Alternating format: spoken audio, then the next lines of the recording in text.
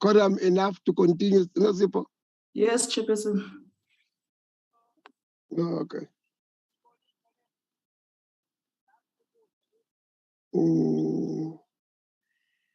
Morning, colleagues.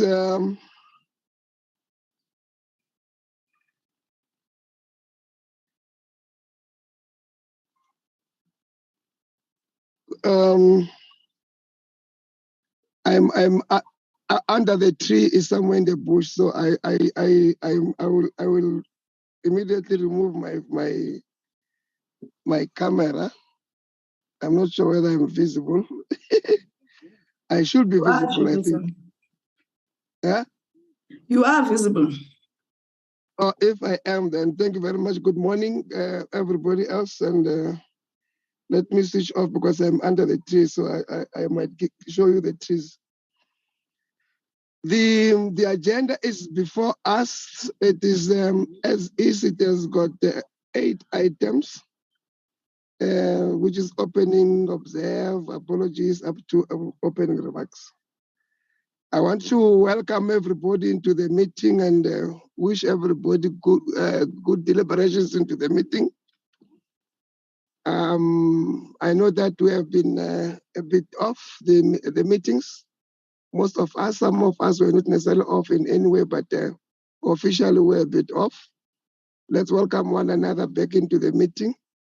I know that we have committed ourselves to go to oversight committees and meetings. I think we need to go to this oversight. For instance, in the Gyani one, people were marching and so forth and so on.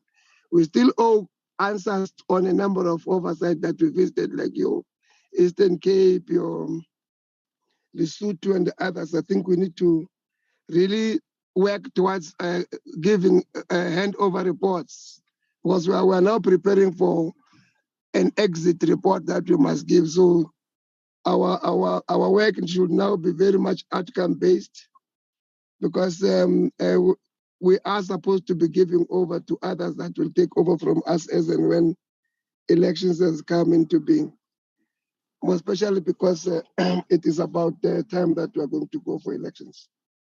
Having said that, can you observe a moment of silence for mediation or prayer?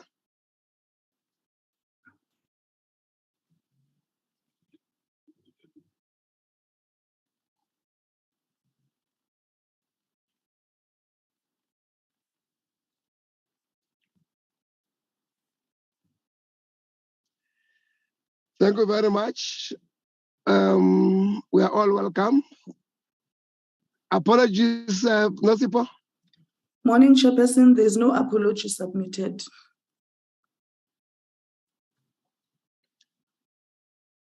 Thank you for that commitment, members.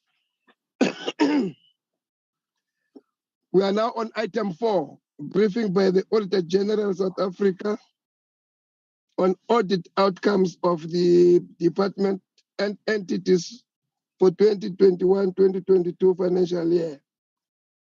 And I want to ask that to allow that we be given the briefing of the 2 reports before we engage the reports, because it might take time for us to talk to one, engage, then the second one, engage. It will take us time. Do I get your support that we get item 4 and item 5? Then we engage later. Agreed, Chair.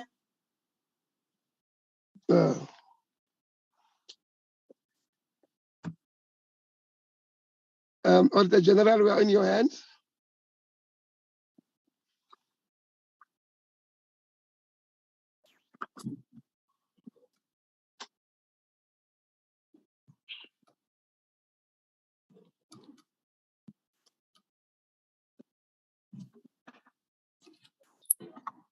Good morning, Honourable Chairperson, honourable members, and to the other colleagues that have joined us on the call. My name is Jolene Pillay. I'm the Senior Manager that's responsible for the audit of the department. Before I start with the presentation, I'd like to introduce my colleagues that are joining me today.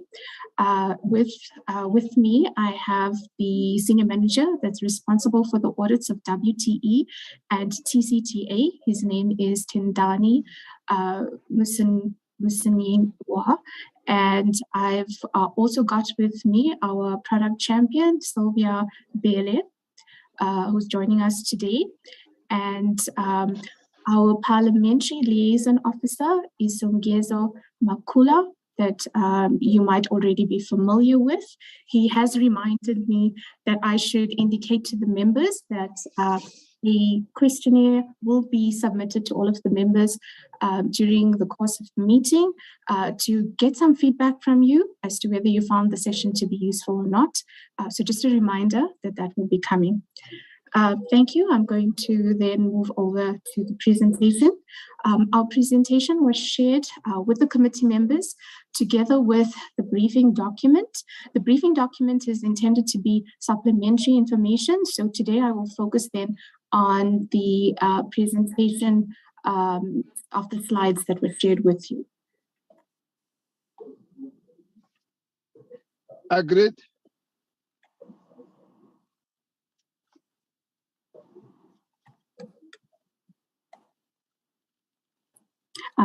Thank you, Chair. Just moving on to the slides. Sure.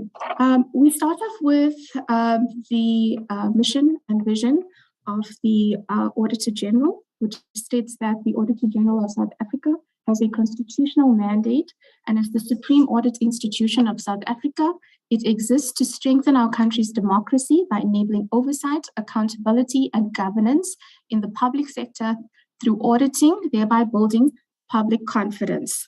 I think at this point, I would just like to reflect a little bit on our mission because it is such an important part of the foundation that drives our strategic aspirations as an office.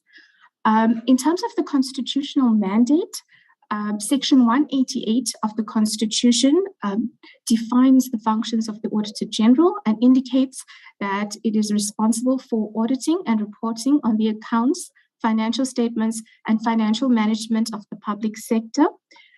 As the only audit institution mandated to perform these functions, it is regarded as the supreme audit institution of South Africa. The Auditor-General strengthens our country's democracy by contributing to the quality of life and well-being of South Africans through enabling oversight, accountability, and governance in the public sector. In this respect, for the year under review, we have continued to focus on the lived experience of the citizens. The Auditor-General continues to demonstrate this by performing independent quality audits to assess the executive government's compliance with applicable laws and its use of public resources, which ultimately affect the public sector's ability to effectively deliver public services and therefore impacts on the stability and strength of South Africa's constitutional democracy. The Auditor-General also enables accountability and good governance in the sector by helping the legislature and any other relevant authority as the representatives of the people of South Africa to oversee the executive, government, and public entities on national, provincial, and local spheres. The engagements that we have with the Portfolio Committee, especially our engagements with you on the annual BRRR sessions, are therefore extremely important as we see this as an important part of us assisting you with your oversight responsibilities. And as the Auditor-General, we will continue to work on making our reports more relevant so that a wide range of stakeholders can use its reports to understand how effectively South African resources are being used. So we will strive to communicate our audit findings to the people of South Africa in order to build confidence. Okay, so that in essence is our foundation in determining or driving our strategic aspiration. With our 21-22 audits, we have expanded the work that we have been doing on the sector, and we've identified specific areas in the water sector to enhance the relevance of our reporting to you. And We will explain what those areas are as we go through the slides. Maybe just in respect of the water sector, from the AG perspective, we've identified that the importance of the water sector cannot be overemphasized in our developing country. We know SDG 6, Sustainable Development Goal 6, requires that we strive to ensure availability and sustainable management of water and sanitation for all. And our constitution specifically requires that all citizens have the basic right of access to sufficient water and requires the state to take reasonable measures within its available resources to achieve this. Mrs. Pillay? Thank you, Chair. Do you want to move your slide? Do you want to move your slide with you, because you seem to be far away from the vision and mission now? Okay, there we are. Okay. Thank you, Chair. That's fine. Okay. So with the next slide, we are moving towards the value chain that we have developed for the water sector. As part of our aspiration, we have committed to providing deeper insights into the water sector and the achievement of service delivery objectives, also highlighting any challenges that are experienced. So in developing this value chain, we have identified, and you will see at the top of your screen, that the Department of Water and Sanitation is ultimately responsible for the provision of water services within South Africa, and it has a very important oversight responsibility with respect to all of the other entities that make up part of the sector. So therefore, they are included in the top. The Water Research Commission plays a very important role in supporting the department in the various research initiatives that may become necessary across all of the different spheres of the water sector. The Department of Water and Sanitation is also responsible for ensuring that the country's water resources are protected, used, developed, conserved, managed, and controlled through regulating and supporting the delivery of effective water supply and sanitation. So if we look at our value chain, you'll see that it stretches across national governments through to local municipalities. We've divided our value chain into 4 specific segments. The first relates to resource management and development, where the key, we've noted, essentially the department is responsible for resource management and development, but is supported in this respect by the catchment management agencies and the related water user associations. We've also noted intergovernmental arrangements, being the Komati Basin Water Authority, the Lesotho Highlands Water Project, and the Orange Sengu River Commission. In the second segment, we've identified an important component being resource development, bulk infrastructure, and distribution, where TCTA and WTE play a major role. They are responsible for the bulk infrastructure, the investment therein, and the maintenance thereof to ensure that there is distribution of raw water resources through to the 9 water boards, which will now become 8. But essentially, they are then responsible for ensuring that water is then provided to the water boards. We've noted there that there are strategic customers to these 2 entities, which is the agriculture sector as well as Eskom. With the third component, we've identified the bulk infrastructure and distribution related to water boards. So water boards also play an integral role in getting water through to customers. Their role, however, relates to acquiring the water from the WTE, processing and sanitizing the water through their water treatment works, and then distributing clean water through to local municipalities, noting that they also service some of the companies in the mining and the manufacturing sector. These three areas and the entities that fall within these components fall under the direct control of the department and the minister. The fourth component of the distribution of water relates to local municipalities, where the water boards will supply water to the municipalities, who will then also eventually distribute to customers, and they will follow a process of extraction. They will store and treat the water, and then they will distribute it to the end user or the customers in this respect. They are also responsible for the reuse of water, the collection, the treatment, and then the disposal as is necessary. So those are essentially then the responsibilities of the various role players in the water sector. In looking at this water sector for the 21-22 financial year, as the Auditor-General, we have identified specific focus areas being the management and maintenance of infrastructure, water quality, and water losses. And then from our audits, we've identified some critical matters that we will be bringing to your attention. So apologies that it seems like a lot of information, but I think just our extension of work that we've done from the normal audit work that we've done to the more service delivery orientated work has necessitated that we have a few more slides that we would like to talk to. So maybe in also looking at the value chain, what is important that we will continue to discuss in terms of roles and responsibilities is that there are some complexities in the water sector, in the sense that the local municipalities do not report directly to the Department of Water and Sanitation.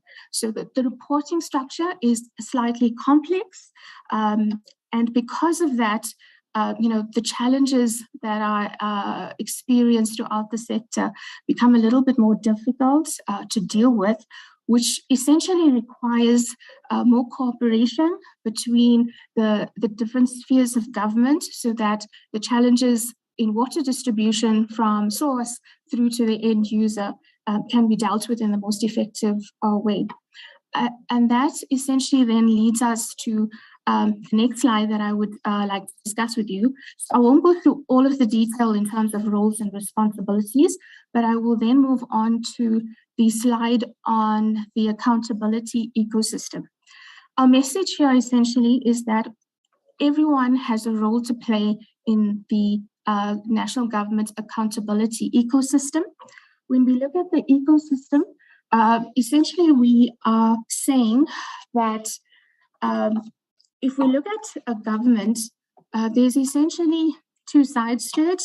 The first relates to the portfolio itself, where we're saying that within the portfolio of the department and its entities, there are various role players that are responsible for contributing towards the service delivery objectives. And it is important that all of them play their role sufficiently to be able to achieve the bigger objectives of service delivery. So right from officials of the department through to executive authority, it is important that everyone plays their role.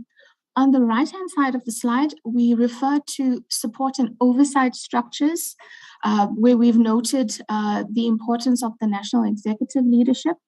We've also identified a significant role to be played by National Treasury, Public Service Administration, planning, monitoring, and evaluation, as well as coordinating departments. For the water sector, we've identified the COPTA as being a significant role player in that area because of the responsibility that they have to ensure that the municipalities are adequately performing according to their mandate.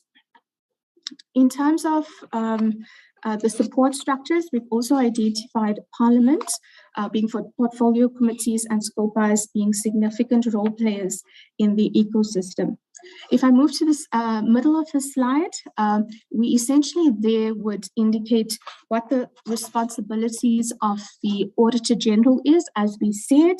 So as the Auditor-General, we do provide insights through our audit process. We gather insights, we report our findings, and we make recommendations thereon. In terms of influence, our audit findings and recommendations are communicated to leadership, executive authority, and oversight structures with the intention to obtain commitments.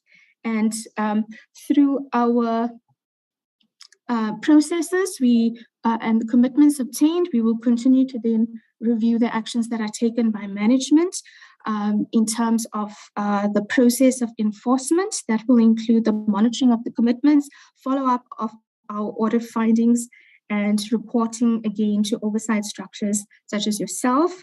Noting that in the bottom of the slide, we expect that there will be an indirect impact on the active citizenry, where our findings will be indirectly communicated to the citizens. In terms of our observations during the audit, we noted that it is extremely important that the water sector, led by the department,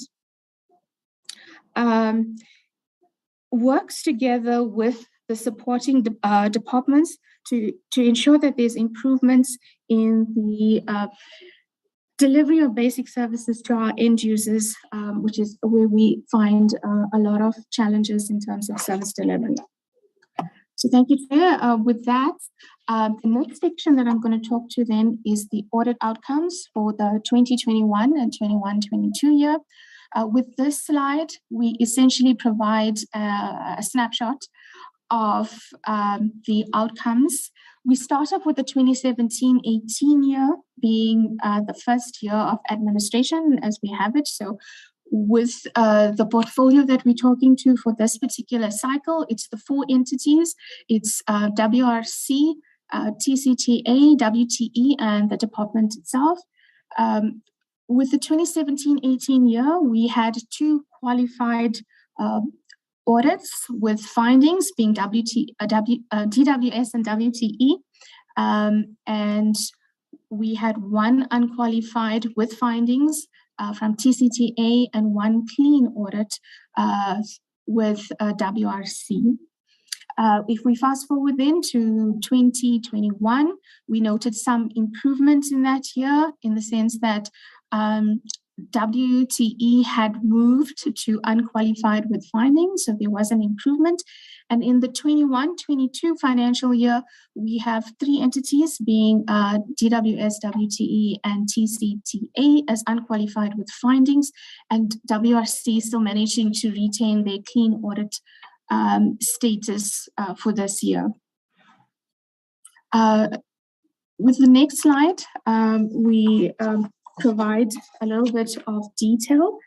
With WRC, we must commend WRC for being able to maintain its clean audit opinion. We have noted strong financial and performance management reporting controls, which have assisted the entity to sustain its clean audit outcomes. For DWS, WTE, and TCTA, we note that they are unqualified with findings on compliance with legislation. WTE and TCTA have remained stagnant over the last 3 years in this space, and we note that the key issues that they struggle with relate to the submission of financial statements without errors, which has become a compliance matter that has been reported on.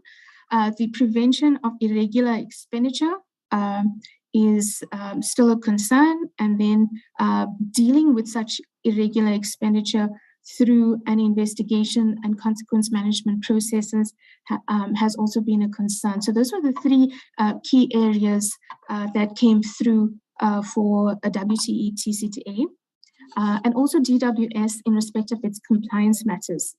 For the department, in 2021, the department was qualified on training expenditure and payables. During that year, the audit had identified a lack of proper reconciliations to ensure that payments was only made for services that were actually received. As these were training contracts, the issue was around the training of learners and whether those learners were actually trained. So we were unable to get adequate comfort that the payments that were made related to actual services that were received by the department, and that resulted in the qualification. During the 21-22 financial year, the department, through its implementing agent, had performed these necessary reconciliations and identified overpayments to the supplier. The department and its implementing agent are following an arbitration process at this point in time to recover the overpayments. Maybe just another key matter that we wanted to highlight as being significant in the portfolio is the issue of the royalties on the Lesotho Highlands water project. We note that the executive authority and the accounting officer must ensure that there are adequate and timely documentation supporting the Lesotho Highlands water project transactions, and this must be received on a monthly basis through the LHWC and the LHDA to ensure accurate and complete financial reporting, and this is to ensure credible and timely decision making. Okay, we then move on to the next section, which essentially relates to the audit of the annual performance report and our observations relating to the planning process. So the next 3 slides will talk to the planning processes and the annual performance report. Okay, we start off with the audit outcomes. For all 4 entities, we have not identified any material findings that have been reported in the audit report, so well done to the portfolio. We did, however, note when we look at the quality of the submission of the performance reports that 3 of the entities, WRC, WTE, and TCTA, were provided us with reports that did not have any material corrections to them. So, they remained without findings, but DWS did have a material matter that needed to be corrected that resulted in their outcome of no material findings. When we looked at the planning processes, we did consider whether the annual performance plan was complete in relation to the important service delivery matters that are described in key strategic documents. In that respect, we looked at the National Water and Sanitation Master Plan. We looked at the strategic plans and the medium-term strategic framework. We did identify that there was one key indicator in the NTSF that was not included in the annual performance plan of the department, that being the eradication of bucket sanitation system. The department had allocated an amount of 292 million from the Regional Bulk Infrastructure Grant for bucket eradication in Free State and Northern Cape, which is why it's surprising that it was omitted. What we had noted is that an amount of only 48.9 million, or 17% of what was budgeted, was actually spent, and there was no indicator essentially in the annual performance plan to reflect this performance. We'll continue to discuss the bucket eradication system with the next slide, but understanding that this is quite a key indicator for the department. Okay, with the next slide, we look at the performance of DWS, TCTA, and WRC on an overall basis, noting that WTE do have indicators and targets, but that it is included in the annual performance plan of the department. So we haven't included them separately. We note that WRC has done extremely well to have achieved all of the targets that they had set for themselves. TCTA achieved 75%, and the department achieved 66% of all of the targets that were set for the year. Also key to this analysis is the spending patterns. We noted that the department has had significant underspending, which has been emphasized in our audit report. The department materially underspent the budget by 2.5 billion, which included an amount of 2.1 million on Program 3, and that mainly related to underspending on the RBIC grants for the year. Okay, our key message here is that it is important for DWS and TCTA to conduct a full root cause analysis to determine what are the reasons for the non-achievements, and then to develop a plan to ensure that they are able to improve this performance with the next year. And then our next slide on performance management relates to the achievement of certain indicators that are included in the NTSF. We've identified 3 indicators that we wanted to highlight to the committee. In doing this analysis, we understood, the 5-year target is not yet due if we look at the NTSF. So we have broken it down into the target over a 3-year period. We've looked at what has DWS planned for the same period, and then we've also included a column relating to the achievement of DWS against its own target. So the number of bulk water supply projects implemented had indicated a target of 53 projects in the NTSF. That would have translated to a target of 32 projects over a 3-year period. But we note that the department has set targets that are higher than what is required by the NTSF, but they have only managed to achieve 61% of 42 projects implemented in relation to this particular indicator. If we look at the number of dams rehabilitated, projects and new dams constructed, the MTS target requirement over 3 years is 5.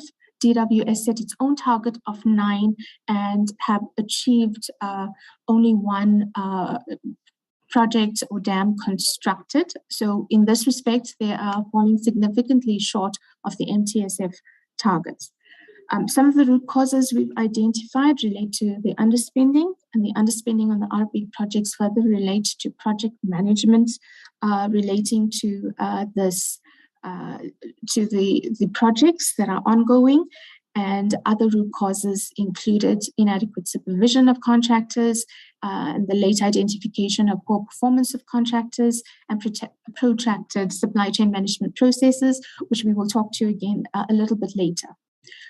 We spoke to the number of bucket sanitation systems eradicated. In this slide, we do have some numbers for you to consider, but the expectation over the 3 years was that there should have been implementation of adequate systems across 7,333 systems eradicated in formal areas. And DWS set a target of 23,019. That target was set over a 2-year period because there was no indicator essentially for 22-23, and we noted that an achievement of only 1,284 systems eradicated up to the 21-22 financial year. So falling significantly short of the target that has been set. We did note, however, that the department did pick up on this with the 22-23 financial year. There are targets that are included in the annual performance plan, and based on the plan, the department is expecting that they would have completed all of the projects that are implemented to result in a complete finalization of this particular program. So it's only planned for the next year for completion. Thank you, Claire. So that essentially relates to our analysis of the performance planning of the department. With the next few slides, we are going to reflect on the work that we've done on critical service delivery matters. I've indicated previously that we had identified the important areas of significance being the management of the infrastructure and the infrastructure projects specifically, the maintenance of infrastructure, water quality, and water losses. So those are our key focus areas. With maybe just for the committee's noting, we've labeled them as section B in your slides, just so that you are able to follow. But with the first slide, we performed an analysis of the water backlogs. With the SDGs, and if we look at the requirements of the Constitution, it requires that water services are provided to all the citizens of South Africa. With this, we wanted to get an indication of the status as it is currently. When we looked at this analysis, we are using the year 2015 as a base for the comparison. The reason why we do that is because we had performed a performance audit in the 2015 year, so we thought it would be a good base to determine whether there has been any improvement over the 7 years to 2022. In both of these years, we've used information from Stats SA to help us to make this assessment. But essentially, we've identified that there has been very little movement in addressing the backlogs that were identified in 2015. And essentially, this means that all of the delays in the infrastructure projects result in water not being delivered to households and businesses as they need it. In the graph, you will see we've noted that there has only been a marginal decrease in backlogs of 4%. In 2015, we had identified 2.25 million households without having the water services provided to them, and that amount had decreased to 2.215 million households. So the movement of 4% across this 7 years is actually very slow progress in addressing the issues of the backlogs and the provision of water services. If we look at the comparison between among the provinces, we further noted that in the Eastern Cape and KZN, there have been increases in backlogs. In trying to understand what the actions were necessary to move the provision of water services, we had identified that the National Water and Sanitation Plan had already required that provincial action plans should be developed for all of the provinces, and those action plans would have then assisted to ensure that there's more these improvements in the provision of water services. Through our audit, we identified that these provincial action plans were not developed for all of the provinces. Essentially, then there has been no coordinated effort to reduce the backlogs that were identified in 2015. Another key component of the National Water and Sanitation Plan was the requirement for proper coordination between the different role players, which includes the supporting departments that we spoke to in the earlier slide. So it specifically requires the department to work together with National Treasury, COGTA, provincial COGTAs, SALGA, and municipalities. And through our audit process, we were unable to determine whether that, well, actually, we did identify that coordination has not been effectively taking place, which has contributed then to the slow progress in the backlogs, the water service backlogs. So our recommendations are essentially around the provincial action plans, which should be developed to address the backlogs. And it is also extremely important for the department to start the process of coordinating efforts amongst the various oversight entities to ensure that at a municipal level that these action plans are appropriately implemented to achieve the desired results. Okay, if we're looking at infrastructure, we then move on to infrastructure essentially.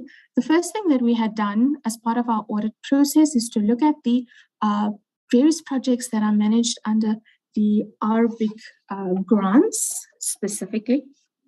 And we noted that for various projects, there were significant delays in these projects that impacted on the equitable and quality access to water services by households and the industry. In the graphs that we presented in this slide, we have indicated on the first slide that says project budget. So we've analyzed the projects that are currently under construction, which we've identified to be 23.2 billion. We've also identified projects that are still in the planning phase of 12.9 billion. So together, the projects that are planned to be managed under the RBIC grant is amounting to 36.2 billion. In terms of the projects that are in the implementation phase, that is the 23.2 billion, we've identified that the projects amounting to 13.4 billion are on track, as is reported by the department, but that there are significant delays in projects, 11 projects specifically, amounting to 9.7 billion that are significantly delayed. Again, just that represents 42% of the budgets of all the projects under construction. So therefore, these are material projects that are significantly delayed. Through our audit process, through our discussions with management, we have identified specific root causes relating to that. We've identified inadequate supervision of contractors by municipalities, poor performance of contractors not identified in a timely manner, due diligence not effectively performed, protracted supply chain management processes, the lack of an integrated system for effective collation of data from all water service institutions to facilitate effective monitoring of infrastructure projects. In this respect, we looked at the information systems that were available at the department to allow them to effectively monitor the projects. And we noted that there was a significant reliance on manual processes. So this is an area that the department should look at. And again, we noted a lack of coordination among the responsible oversight entities to effectively manage and implement the project, but also to take corrective action when necessary to ensure that these projects remain on track and are completed as quickly as possible within what was actually planned. So, yeah, essentially we're saying that delays in projects will result in the equitable and quality access to water services by the household. So at the end of the day, when these projects are not completed, the citizen that is intended to receive the service, be it the resident, the industry, or other entities, they're essentially not able to receive this water as is required. With the next few slides, we have provided details of some of the projects that we have identified as being delayed. The intention, if you look at the slide, these are projects that have been started a long time ago. So you would see, for example, with the first one, the Masiloniana bulk water supply, the start date of the project was in November 2013. There have been various issues on the projects that have resulted in delays, and the planned completion date kept moving we had the plan completion date at September 2022, and we've noted that the revised completion date is June 2024. Again, 2013 to 2024 is essentially an 11-year period. We have identified also, through discussions with management, through trying to understand where these projects are, the reasons for the delays, and we've documented them in here. Some of it relate to, for the first one, it relates to poor performance of contractors, and then resulting in new contractors being appointed, and then construction being suspended due to non-payment by the municipality. So across all of these projects, you'll see that there are various reasons. We've also tried to include for you the impact on service delivery, and the impact has been determined based on the needs assessment that has been prepared by the department. So with the first one, you'll see that there are 37,586 households that were meant to benefit from this project. And due to the significant delays, as of now, these communities are left with water shortages due to the project delays. I think I won't go through all of them, but I think we're also aware of the Gyani Water Services project. Again, this has been going on for a number of years. The reasons for the delays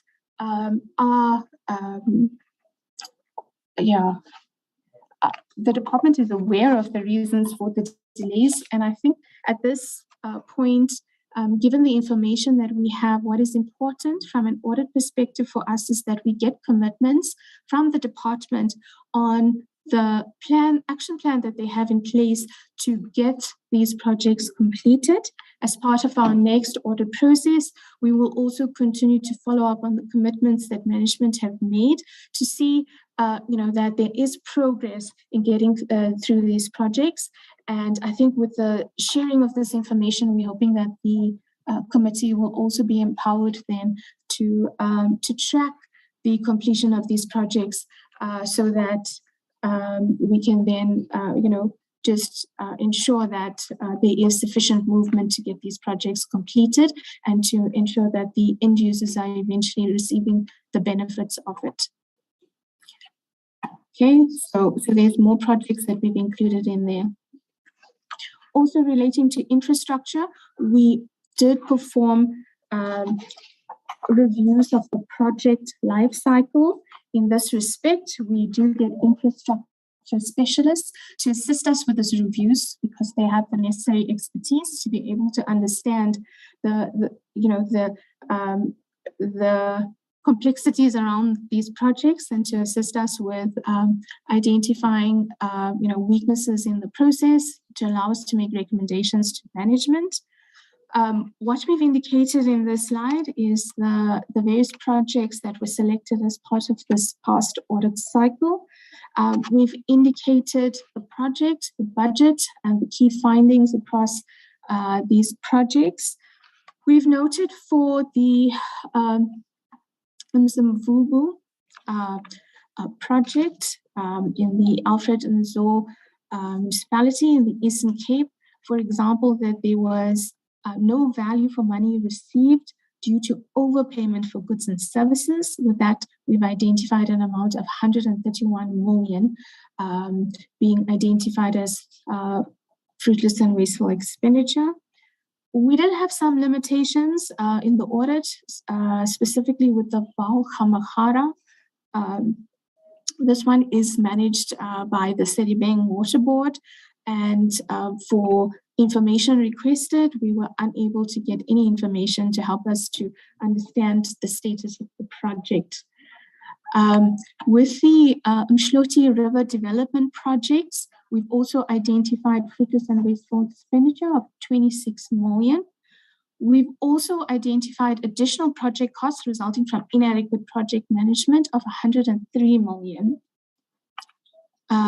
If we look at the phase 2 of the Mokolo Crocodile River Augmentation Project, we did not identify any findings on that, but also noting that this project is still in the planning phase and it has not yet moved to the implementation phase. So this is something that we will continue to follow through as the project moves into its various phases.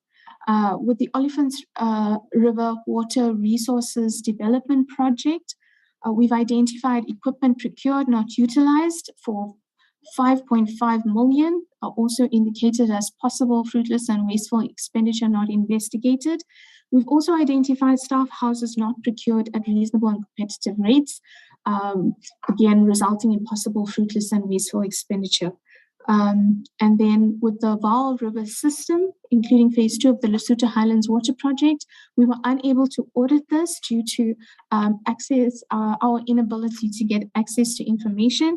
With this one, there were challenges in terms of getting information across from another country. So there were certain issues relating to jurisdiction and what we were able to get access to. So that is for the committee to note. Maybe also to note that where we've identified possible fruitless and wasteful expenditure, some of these will continue to be assessed for material irregularities as we move through with the next audit cycle. Usually with fruitless and wasteful expenditure, there is a process that needs to be undertaken to investigate and determine the cause. So these are processes that we've started as part of our material irregularity process, and we'll continue to follow them through with the next audit cycle. In terms of the root causes, so at Sedibeng Water, we've identified leadership instabilities and inadequate internal control environment that contributed to us not getting information to be able to audit these 2 projects.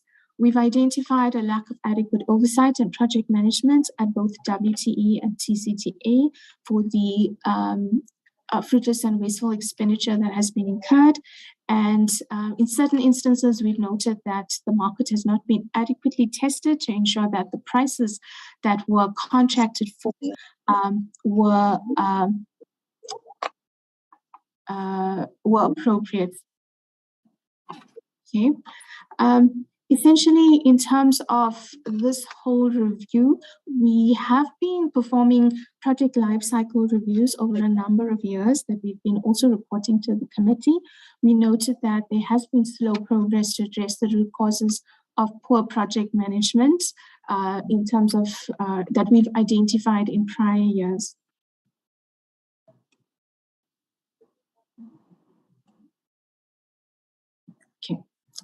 We then move on to the maintenance of infrastructure.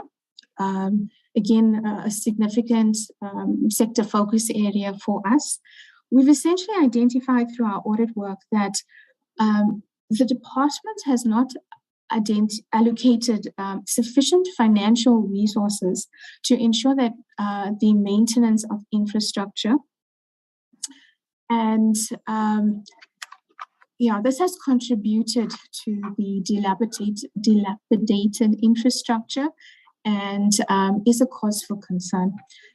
In terms of the graphs that have been presented, the first one relates to the maintenance budget versus the backlogs in maintenance. So in terms of that budget, you'll see that in terms of the graph, you will see that we have indicated what is the budget that has been required as has been determined by the department. So there are processes in place at the department to determine what their maintenance requirements are. And in terms of the budget that is required, we have identified what that is for the period from 2013-14. And if you look at the blue line on the graph, it would essentially set out what the budget requirements are. Unfortunately, the department was unable to obtain adequate financial resources to be able to maintain the assets at the required level. So with the green line on the graph, we've indicated what has been approved across these particular years. And you'll notice that from 2014-15, that green line has consistently been under the budget that is required. And then the red line that is included in the graph shows the backlogs in maintenance as a result of constantly not achieving the required budget. So that would be an indication of the cumulative maintenance budget backlog, noting at the end of 21-22 that an amount of 5.3 billion is potentially needed in addition to in terms of the maintenance requirements. With the second graph, we have looked at the planned at the annual performance plans. We have determined what was actually planned to be achieved by the department across the period from 2014-15 to 21-22. And we've noted that consistently across this period, the actual achievement of the department in terms of maintenance has been lower than the planned targets. And in addition, the planned target has been consistently reducing from the 19-20 financial year. So underachievement on what was actually planned also contributes further to backlogs in the maintenance of infrastructure. We've also identified that the asset management plan has not been updated since 2018. This is a requirement of GIAMA. GIAMA is the Government's Infrastructure and Asset Management Act, but that plan was last updated in 2018.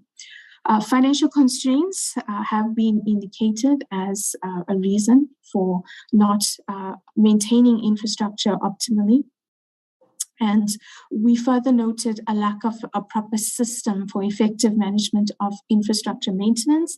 Again, given the amount of the value of the assets that is managed by the department, it is important that they have an appropriate information system to allow them to manage their maintenance projects. So essentially, we're saying that if the department is not adequately maintaining through the water trading entity its current infrastructure, it will contribute to avoidable water losses being incurred, and it will affect the reliable delivery of water services. Inadequate maintenance will result in a shorter lifespan of assets and will also result in increased costs in replacing assets sooner rather than later if it was adequately maintained. And poor maintenance will result in dilapidated infrastructure that may not be able to meet the needs of the demands of the community. So in terms of our recommendation, it is recommended that the department relooks at the asset management plan to ensure that it is appropriately updated, and then the financial resourcing of that plan needs to also be indicated and factored in. Chair, we will then move on to our focus area on water losses. With the water losses, again, the department is monitoring the water losses across water service authorities. So that is commendable from the department that they are keeping track of the amount of water that is lost through the system. What we show in our graph are the avoidable water losses that have been identified. With this, we are comparing a 5-year period. So we looked at the report that was prepared in 2017 to identify the amount of water that has been lost, and it's measured in million cubic meters of water. And we compare that to 2022. What we've identified is that overall, for all of the provinces that we've looked at, there has been a substantial increase in the amount of water that has been lost through the system. In 2017, there was 1.1 billion cubic meters, and in 2022, it had risen to 1.3 million cubic meters.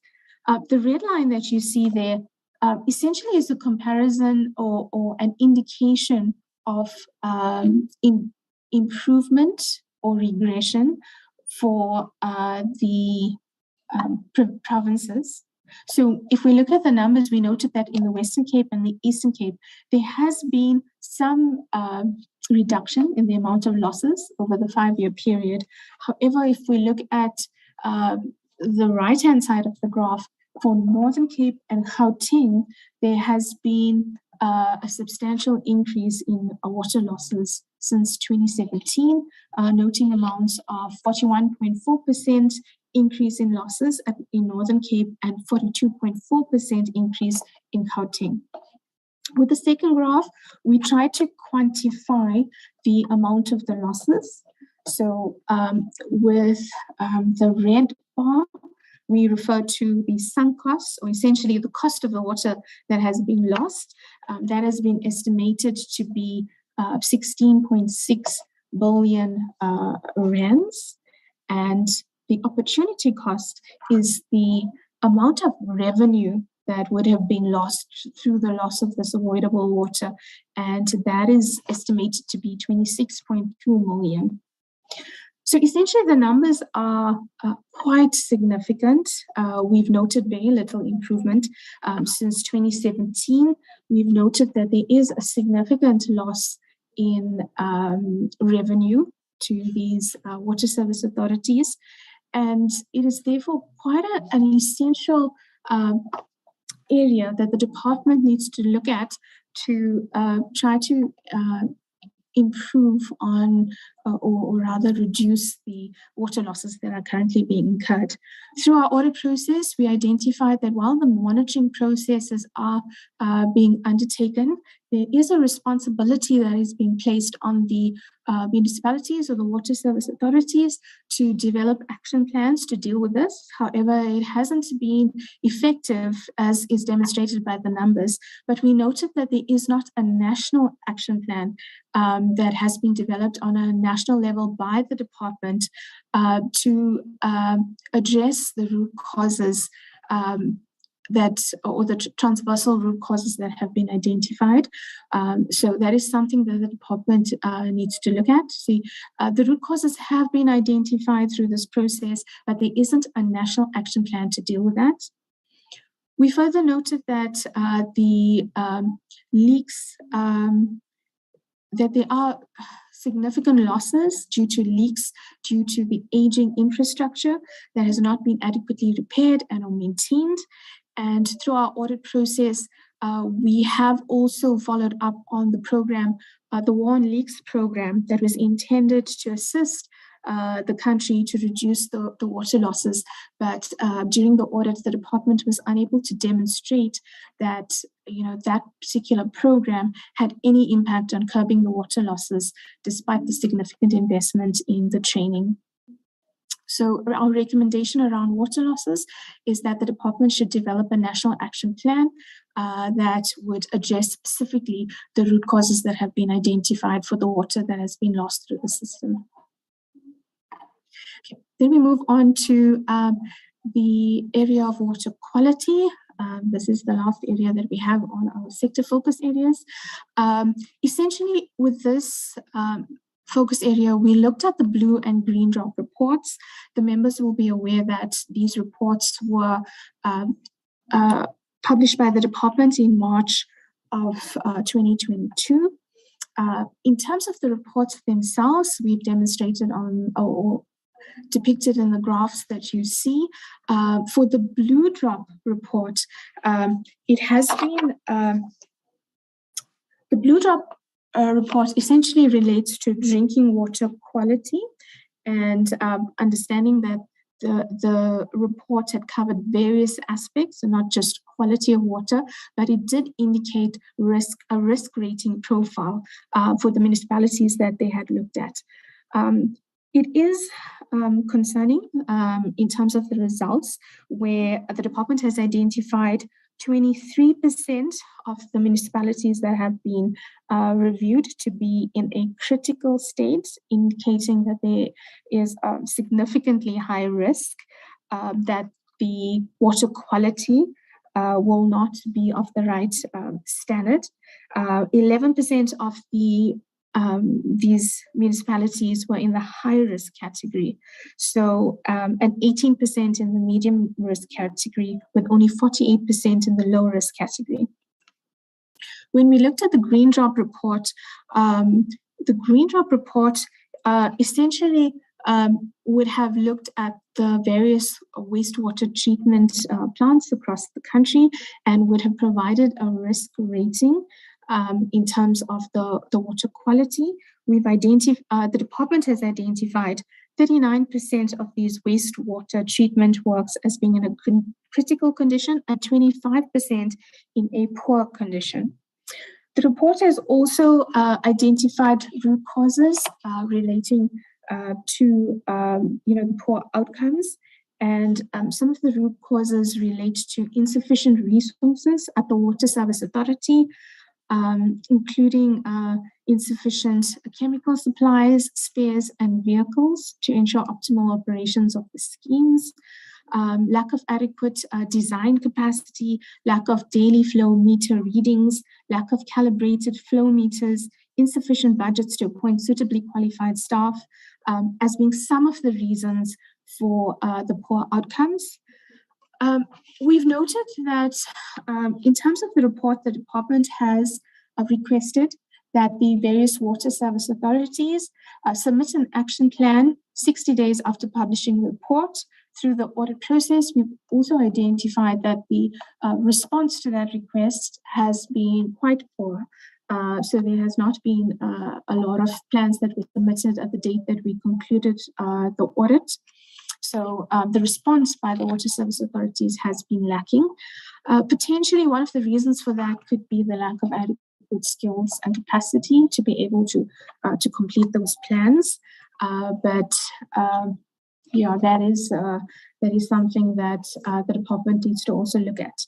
We've identified lack of adequate capacity at DWS to review and monitor the action plans of the water service authorities, and a lack of coordination amongst the responsible entities again, where the COGTA would be responsible for the performance of the municipalities. However, there wasn't any coordination between the department and COGTA to develop an appropriate plan to ensure that the water service authorities are effectively responding to the root causes. Overall, we've identified that there has not been a national action plan to address the specific root causes for these two reports. And that's where our recommendation essentially lies. Okay, maybe just to give the committee just very brief feedback on our findings on the KZN flood relief. As you're aware, there was a special report that was published by the Auditor-General relating to flood relief as a whole in KZN and Eastern Cape. With respect to the water sector, with the KZN relief efforts, this was essentially coordinated or led by the eThekwini Metro. I think the findings that you see here relate to the overall findings that we had on the services or the water services that were provided in eThekwini. We had identified that there were water tankers that were used to provide water to the affected communities, and as part of that process, the department itself was responsible for procuring a portion of the water tankers. So that was the extent of their responsibility, whereas eThekwini was responsible then for effectively utilizing the tankers that were acquired and for ensuring that water services or that the tankers had reached the community and that water was provided effectively. Essentially, through the audit, we've identified that the process that was undertaken was not adequate, and that several residents had gone without water for a number of days. In certain instances, residents had to resort to using unsafe water. I think also reflected in the picture. if I had to just maybe specifically point out a few matters, if we look at this process as a whole, essentially the main test in terms of this process that was undertaken was the ability of the sector to be able to respond to a disaster situation.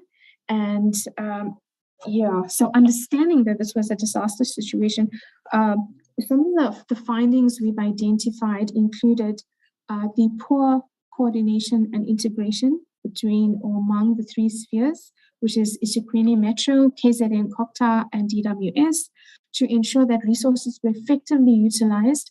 We noted that information flow for decision-making was not always effective and resulted in poor coordination. With the department specifically, we identified that the procurement was done on an emergency basis. However, when going through that process, the supplier had quoted significantly higher prices than that which they had quoted to eThekwini Metro and some of the other entities that were involved in the process. So that was brought to the attention of management through the audit process. And maybe also noting that the leadership at DWS were quick to react to the audit finding. Management did get involved with this particular process. They had flagged the problem with the supplier, and they were able to renegotiate contract terms with the supplier to ensure that they were able to reduce the prices. In renegotiating the contract, they had essentially extended the term of the contract so that they can get more value out of the amount that has been contracted for. So that essentially was the main finding around the KZN flood relief project. So then we move on to material irregularities. The committee may be familiar with our process around this. We have been reporting this for a few years in the portfolio. For this year, the material irregularity process was only implemented at 3 entities, DWS, Water Trading Entity, and TCTA. So it was not implemented at WRC, which on our side is classified as a small audit. A material irregularity essentially means any non-compliance with or contravention of legislation, fraud, theft, or a breach of a fiduciary duty identified during an audit that resulted in or is likely to result in a material financial loss, the misuse or loss of a material public resource, or substantial harm to a public sector institution or the general public. So that essentially is the definition that we've applied through our audit process. Understanding that there are various processes that we go through, there is also the possibility as an office that we could refer any material irregularities that have been identified to relevant public bodies. We may recommend actions to resolve material irregularities or take binding remedial action. And as a last resort, it is possible for the Auditor-General to issue a certificate of debt for failure to implement any remedial action. Fortunately, with the material irregularities we've identified, we are not at that phase as yet, as appropriate actions are in the process of being undertaken. We also just highlight for you the 3 matters that we've identified for the portfolio. The first one is at the Department of Water and Sanitation. We've been reporting for a few years the actual financial loss relating to a payment made to a consulting firm without evidence of work performed. The amount is 17.9 million. That was identified as a loss. The department has started a disciplinary process for the one individual that remained within the government sector, and that disciplinary hearing is ongoing. A criminal case has been opened in 2018, and according to our follow-ups, it is still a matter that is in progress. And the accounting officer did file a combined summons with the High Court on 22 November 2018 to try to recover this loss from the supplier, and the court case was still in progress at the date of the report. So that was the one matter at the department. For water trading entity, there were two matters that were identified. The first relates to payments not made within 30 days, resulting in additional interest. The amount identified was 2.2 million. And with this matter as well, an investigation was conducted that identified that 3 former officials were responsible for the loss. And a legal opinion was obtained stating that the letters be written to the former officials concerned to make payment within 30 days. So that is a matter that is ongoing, and an opportunity was provided to these officials to provide representation. However, none was received. And on 4th of July 2022, the entity instructed the state attorneys to issue summons for the recovery of the loss from the former officials. So there is a process that is ongoing to recover that amount. And then the third matter identified is a loss of 39 million that relates to amounts paid to a contractor for site reestablishment costs and standing time. And this as well, an investigation was finalized in July, and the investigation identified 3 individuals representing the entity that were responsible for the weaknesses, and the investigation recommended disciplinary processes to be followed, and the accounting officer has committed to conduct those disciplinary processes. So overall, I think we had identified that there are processes in place. The accounting officer has started a process for consequence management. Where there is financial losses, there has been attempts to recover the money that has been lost. And we've also noted that with the DWS specifically, that there has been internal controls that have been implemented to prevent such losses in future. I think with WTE, we note that there has been a slow response in implementing the recommendations of the investigation. There have been steps that have been taken by the accounting officer. It's just that there is a slow response in implementing some of the disciplinary actions. Okay, so those were the key matters relating to material irregularities. We'll then move on to some of the financial management and compliance issues, more related again to our audit report. This slide refers to quality of financial reporting. As was previously indicated, we identified material errors in the financial statements of DWS, WTE, and TCTA. This was mainly as a result of poor internal control in certain instances that had resulted in these errors. For the 3 entities, they were able to correct those errors, and therefore they had received unqualified audits. And if those corrections were not allowed as part of the audit process, the 3 entities would have been qualified. Okay. Also, moving on to financial health. Overall, if we look at the entities in the portfolio, we did not identify any auditees that had a significant concern around its ability to continue as a going concern. Maybe just the key matters that we wanted to flag is the long debt collection periods at WTE and TCTA. We've noted average debt collection periods of 283 days at WTE and 328 days for TCTA. In terms of creditor payments, the average creditor payment days were 42 days at DWS, 89 days for WTE, and 193 days for TCTA. the slow payment of creditors essentially impacts on the ability of the suppliers to be able to run their business, and where we deal with the smaller entities, it could have a significant impact on the sustainability of their businesses.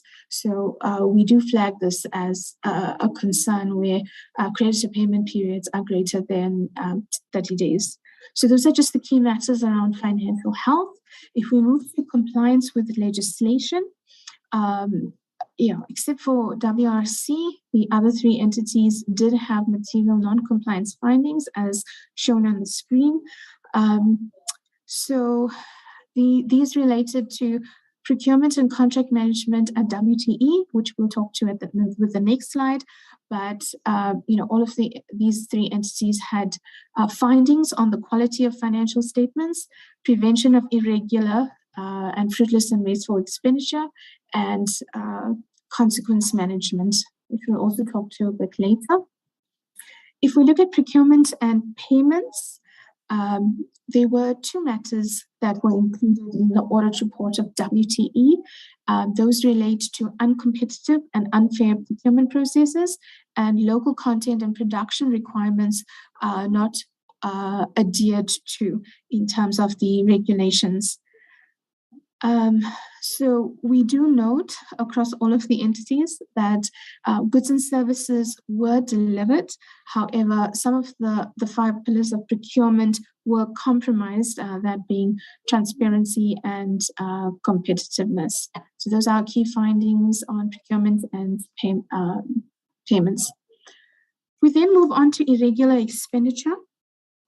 What you see on the screen essentially relates to irregular expenditure that has been identified in a particular year. So it's for the year.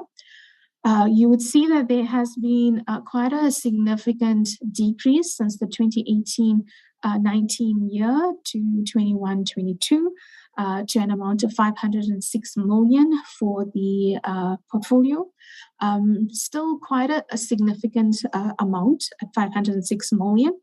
But also noting that the WTE, DWS, and TCTA are quite expenditure intensive, as they are responsible for managing projects. So the expenditure there relates to high value projects.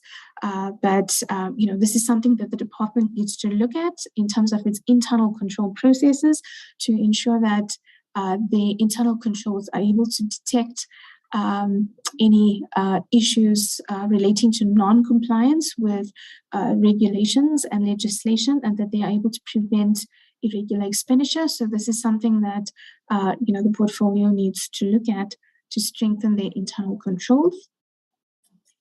We then move on to consequence management, which has been reported across DWS, WTE, and TCTA. When we look at consequence management, the Act essentially requires that whenever an instance of irregular expenditure is incurred, that the accounting officer will investigate the reason that the irregular expenditure was incurred, and will then, through the investigation process, determine what the appropriate course of action will be to address the irregular expenditure, which might be an improvement in the internal controls and could also possibly be a recovery of the irregular expenditure from the responsible person. And in the investigation, we'll make recommendations, and the accounting officer must address or deal with those recommendations appropriately in order to effectively implement consequence management. So that is essentially the process. What we've identified, and what you see on the first graph on your screen, is that the balance on irregular expenditure for the portfolio has been increasing quite considerably since the 2018-19 financial year. There has been a slight reduction in 21-22, as is also indicated in this screen, to indicate that there has been some movement in attempting to condone some of the irregular expenditure that has been identified. However, through this process, if we compare the 21-22 amount of 18.6 billion versus 21-22 amount of 17.9 billion, we have identified that there is essentially an amount of 17.4 billion of that closing balance that has not been dealt with. When we say not being dealt with, we're saying that there has not been finalization on an investigation process. There has not been recommendations that has been made relating to that, and therefore there has been no actions that have been taken to condone the irregular expenditure that has been incurred. The reason provided by management for the delays in effectively dealing with the irregular expenditure is due to delays in the investigation process. So we are aware that the department and the entities are in the process of trying to address this. However, the progress in those investigations have been slow, and it's something that I think the portfolio needs to look at to ensure that they can speedily resolve those or complete those investigations and then implement the recommendations, eventually leading to the condonation of the irregular expenditure balances that sit at that sits now on their financial statements. So that is consequence management.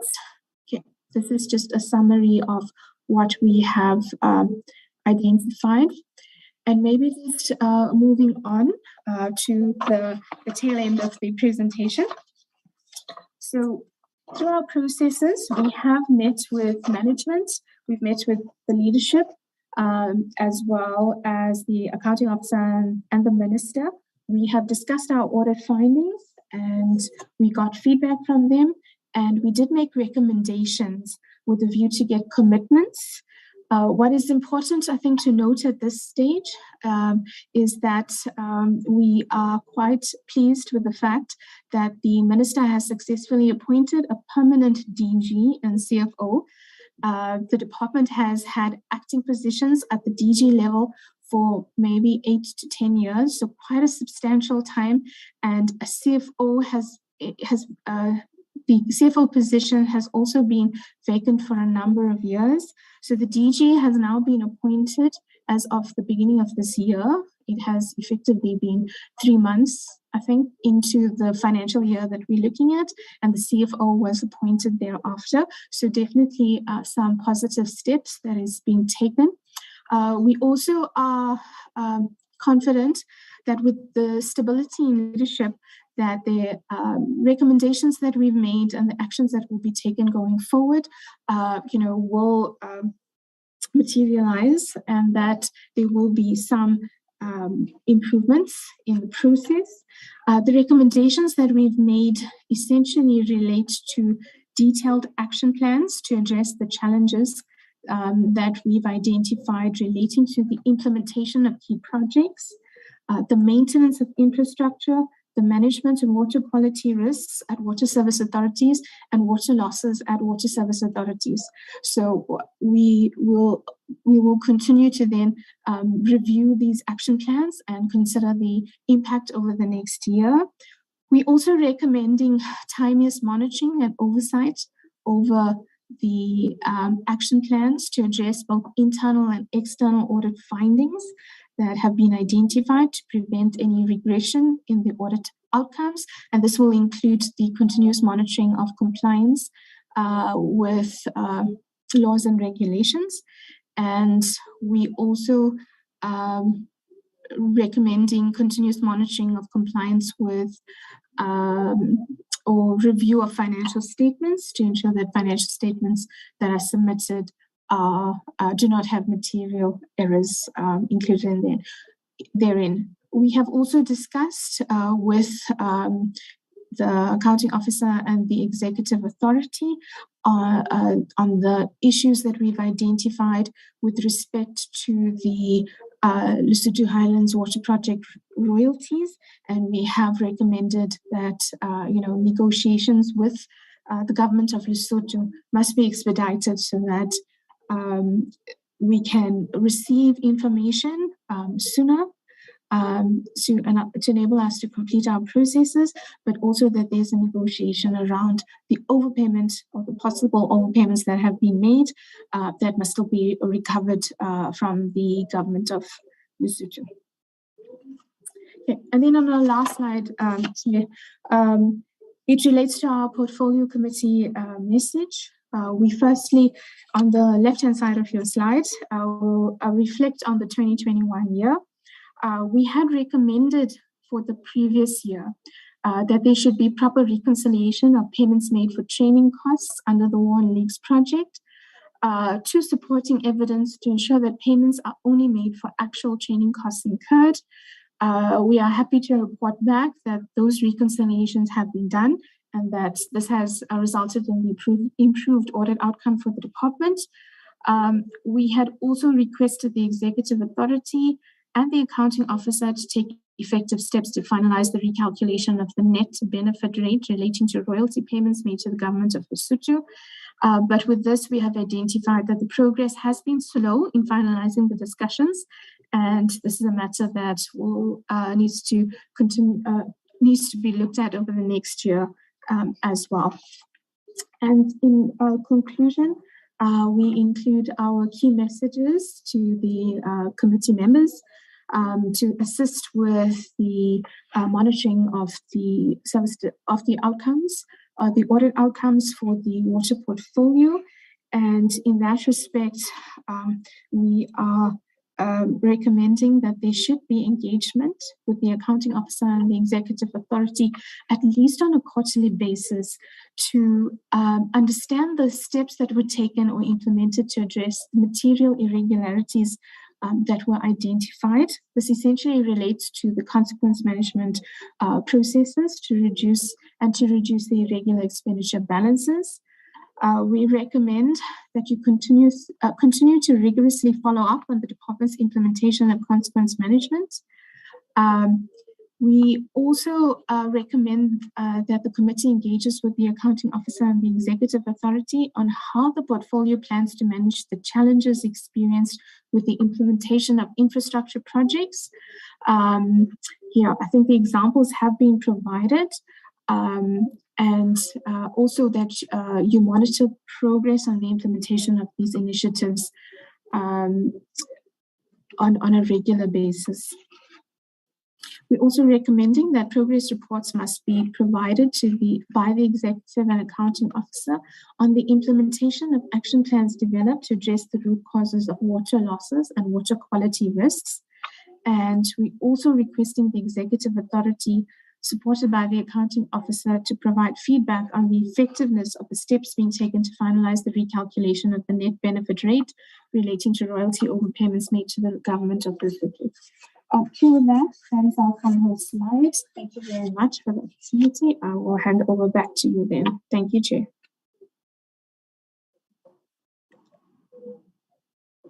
Thanks a lot. Thanks very much. And I'm sure we have agreed earlier on that we are going to immediately jump into the second presentation. I want us to do that. We are not doing bad in time, and I think let us do the same on the second one.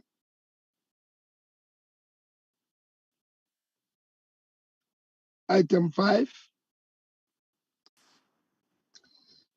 Thank you, Chairperson.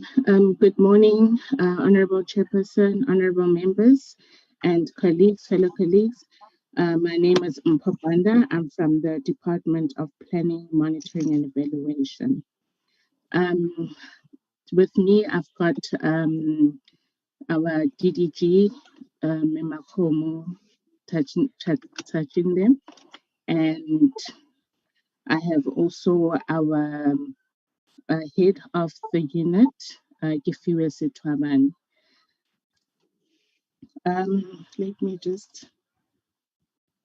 Okay, I'm trying to share my screen. I'll hand over to the DDG to just introduce the DDG.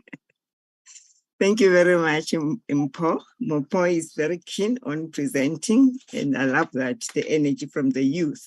Thank you very much. Let me greet the Honorable Chair and the Honorable members of committee. As Mpho has already introduced me, my name is Dws Tcta. I'm the DDG responsible for sector monitoring branch in the DPME. So that branch is responsible for monitoring of the MTSF. And this water and sanitation is part of Priority 5. We are here in order to support the portfolio committee in terms of how we view the sector from the MTSF, assessments which we do. So our focus of our report will be mainly on the MTSF. What is of importance is that we've already, for the financial year that we are assessing now with the annual reports, we've already submitted our report and approved. It was approved by Cabinet in June. During the Cabinet, we've got a Cabinet week, POA Cabinet week of the 28th and 29th. Of June. So then what you are receiving basically is what was discussed, and also the recommendations and actions, as well as decisions which were made by the Cabinet, which comes to you, which is a very much a more privileged manner to find out what the other portfolios are also looking at.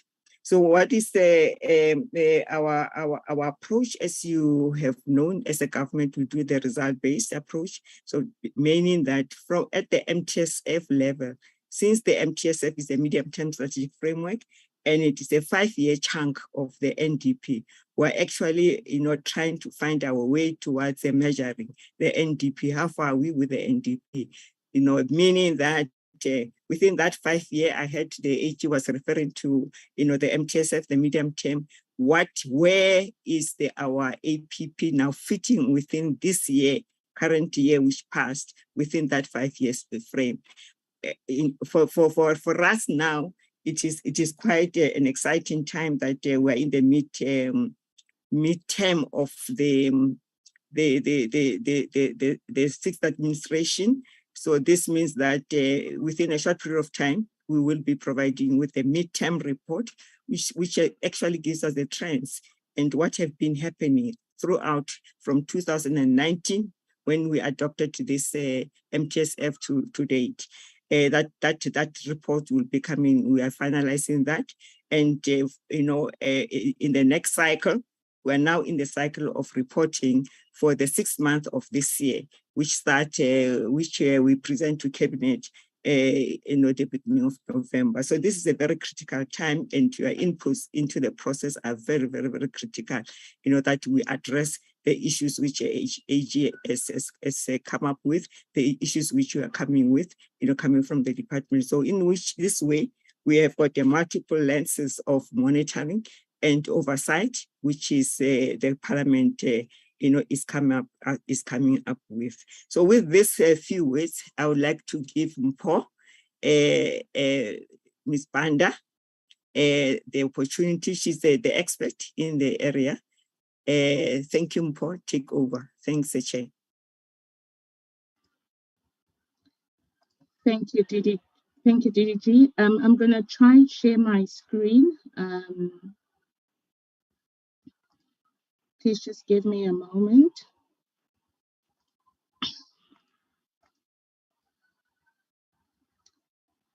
Are you able to see the presentation? Can you just confirm for me? Yes, we do. Okay, thank you.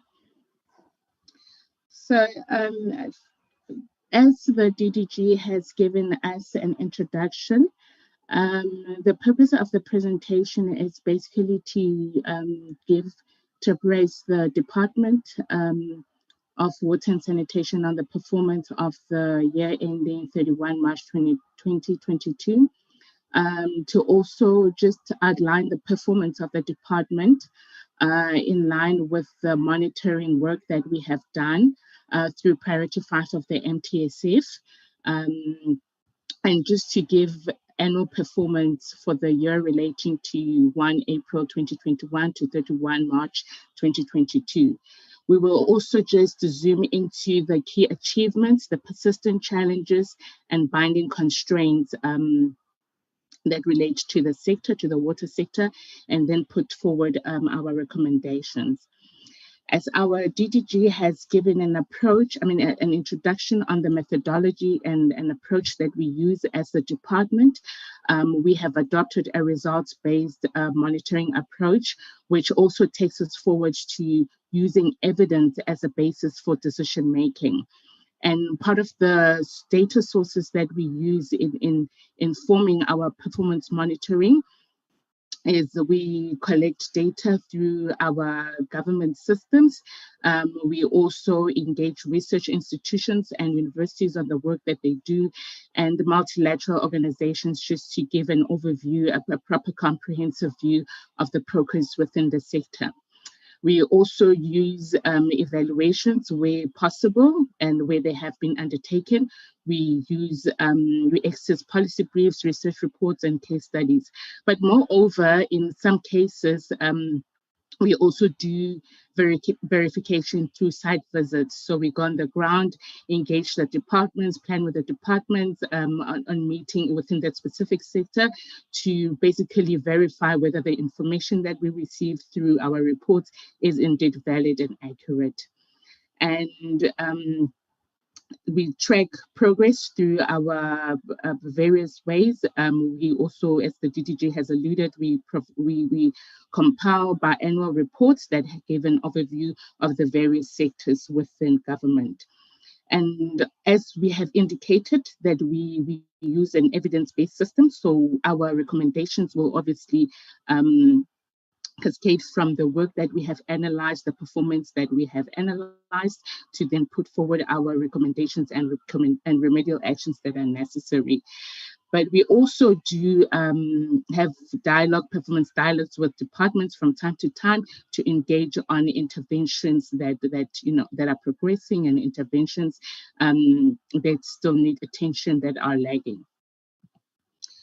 So this a diagram in front of us is just to basically now put, all that I've said earlier into a diagrammatical framework to show that we track progress through the implementation of the programs, of the projects, the interventions, and ultimately we are interested in looking into the outcomes and whether indeed we are achieving the impact and the goals that we want to see as a country. We have a theory of change that basically sets a pathway for us on how we intend to guide and direct the government as a whole in getting to the impact in line with our MTSF and the NDP, as shown in the earlier diagram, that obviously our projects which start from your inputs, activities, and outputs should ultimately take us to the outcomes and impact where in the end we want to see improved access to basic services and improved quality for all South Africans. Now, from here onwards, I'll be looking at the performance of the department against the sector. Now, the strategic intent that leads the sector into where we are and why we are monitoring the performance is because through the NDP, we envisage a South Africa that recognizes that the importance of secure and equitable access to water is important as a catalyst for socio-economic development. Again, the prioritization of basic services infrastructure to ensure the provision of water and sanitation is very necessary to enable economic growth and social development goals. And we want to also see all citizens having access to affordable and reliable water and improved hygienic sanitation by 2030. The problem that we wish to put to the portfolio committee is that Over the years, we have seen progress. South Africa has demonstrated progressive growth in the delivery of basic services, so that across the various basic services, and as much as we have been able to achieve, excess of the services, however, we have noted over the years that water service authorities are now struggling to operate, and quite important to maintain the water and sanitation infrastructure. We have seen that the failure to deliver basic services also has created immense hardships for the residents, and the fact that residents cannot rely on the services that are provided by water service authorities is quite concerning for social and economic development. Now, through this, the NDP wants to also secure water scarcity to address issues of water scarcity as a binding constraint to the development of the country. An analysis of the departmental annual performance in relation to the annual report they have tabled for the 2021-2022 financial year. We recognize that the department has 3 programs administered. The first program, it relates to administration. The second one, water planning and information management. The third one is on water infrastructure. The table on the right is basically to give guidance on how we assess the performance of the departments versus the interventions that versus the performance plan that they have for the year, and again the MTSF intervention. So when you see a green color, it's basically to say that 100% of the targets have been achieved. At orange, we are looking at partial achievement. So there's been progress, however, there's delays, or they are not yet at where they're supposed to be. And on the red block, it's just to say that we are not seeing much progress. Financial performance, I will not really dwell on it, as the Auditor-General gave a very elaborate presentation on how they have performed financially. So this is just a reflection of the annual report financial performance. Now, in here again, coming from the annual performance, the department focuses on 6 outcomes. Now, we had analyzed those six outcomes based on the targets that they have set for themselves and how far they went in implementing them during the 2021-22 financial year.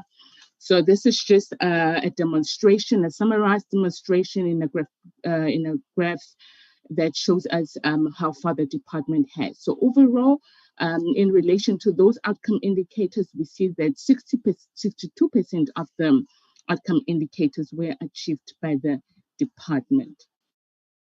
Now, based on the performance of the 6 outcome indicators, we have seen an analysis has shown us that significant strides in the fulfillment of the project have been made in outcome 1 that relates to the protection and restoration of ecological infrastructure. So those are interventions that focus on the protection of water resources and ensuring pollution control and rehabilitation. On the other outcome indicator where we have seen good progress is on water and sanitation services that are managed effectively. In the investment of infrastructure, particularly new infrastructure, the department has shown some sort of progress in relation to that, and hence they have done well there. And again, relating to outcome 5, which now focuses on the regulatory environment, significant strides have also been made in that respect. The following interventions showed that they still require attention over the next years.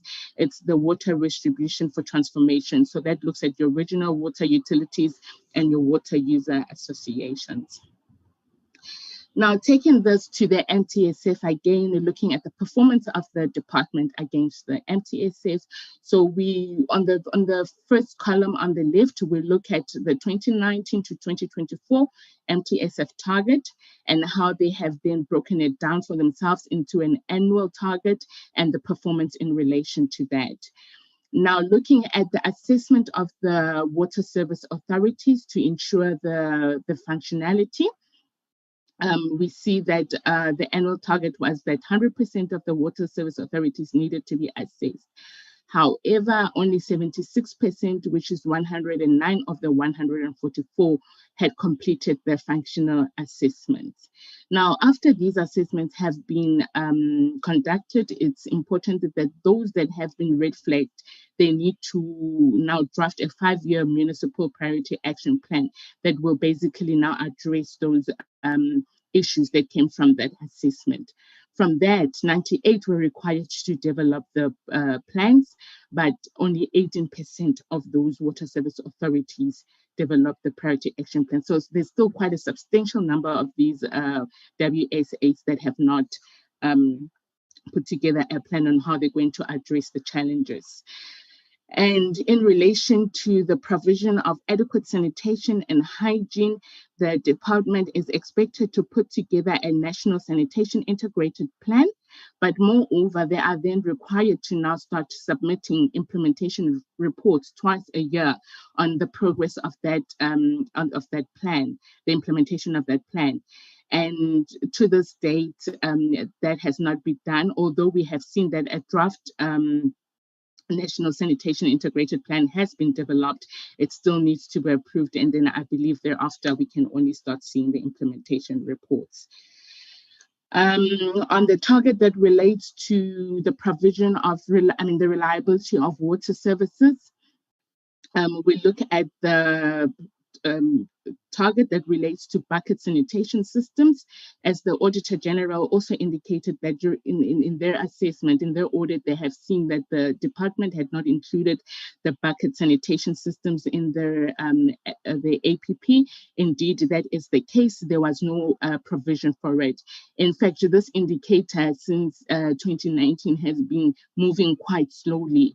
And however, but in the last performance dialogue that we had with the department, they had indicated that there is construction of above infrastructure that will basically be able to connect the waterborne sanitation that is in progress. So that plan is there, and they're looking in the next 2 years that indeed they will now start putting in together the top structures so that they can eradicate these buckets. Then the department is also expected to now identify non-refurbishment projects and implement them over the MTSF period. And to this date, none of these refurbishment projects have been identified. And in our engagements with them, it resulted from the issue that there's no 5-year reliability implementation plans, as you see at the bottom line there, that there's no reliability implementation plans. Once these are completed, then they will inform the identification of the refurbishment projects. In relation to the Blue Drop program, the Blue Drop program has kicked off. The department has completed 1,186 water treatment works assessments. However, this is just for the Blue Drop risk rating. So the full assessment that is done, in comparison to the Green Drop program, is expected to be carried out in the 22-23 financial year. But the fact that already the department has started making preparations, moving into the new financial year, it's showing good progress, and hence they are partially achieved. So on the monitoring of non-compliant water supply systems against the regulatory systems, the department has exceeded the target in that and has monitored 121% of those water supply systems. In relation to the bulk water supply and sanitation projects that needed to be completed, I just want to say that this target here, the performance here, was just analyzed in terms of the 2020-21 financial year. As much as there might have been challenges in achieving the target during the 2020-21 financial year, but in relation to the MTSF period, the department has really shown good progress. It was the challenging aspect or performance in relation to this target has been in the 2020-21 financial year. But over the midterm, we have seen good progress, where 42 actually of those bulk water supply projects have been completed. So we are not, from an MTS perspective, we are not really worried about this indicator. Now, on the green drop regulatory requirements, the program was launched in the 2020-21 financial year. After 10 years of stagnation, it has not been done in a very long time. So in the opening of this program in the 2020-21 financial year, 995 wastewater treatment works were assessed, which is 103%. Now, of that one, as much as the water treatment works have been assessed, only 23 have been green drop certified. So that's just an indicator that against the standards that the plants were assessed by, many of them are really not meeting the standards and have failed that assessment test, if we have to put it in that way. So it's concerning. We might say it's green in terms of the intervention, the target itself being achieved, but in terms of the quality of what we're getting out of that intervention, it's quite worrying. On the monitoring of wastewater systems, again, this one, the department has done well with 177% of those wastewater systems monitored. Looking at the regulatory framework, which has been planned over the NTSF, the department has a draft National Water Amendment Bill, and again, the Draft Water Services Amendment Bill. These have been submitted to the Office of the State Law Advisor to just get a legal opinion on the adequacy of those bills. So now to delve deeper into our NTSF targets, interventions, and what they translate into on the ground, into the communities. We now bring a perspective of that into this presentation to show how these interventions, how these translate into the community and the recipients of those projects. Looking at access to water services, we have seen growth in the provision of water services from 2002 to 2020, where the growth has increased from 84.4% to 89.1%. Although if you look at the graph, you will realize that from 2014, that this figure has slowly been stagnating.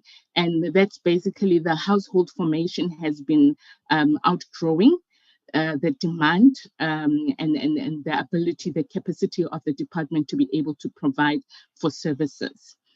As indicated there, we've indicated that as much as we've seen notable improvement, there's been the largest decline in water services in Free State, Limpopo, and Mpumalanga.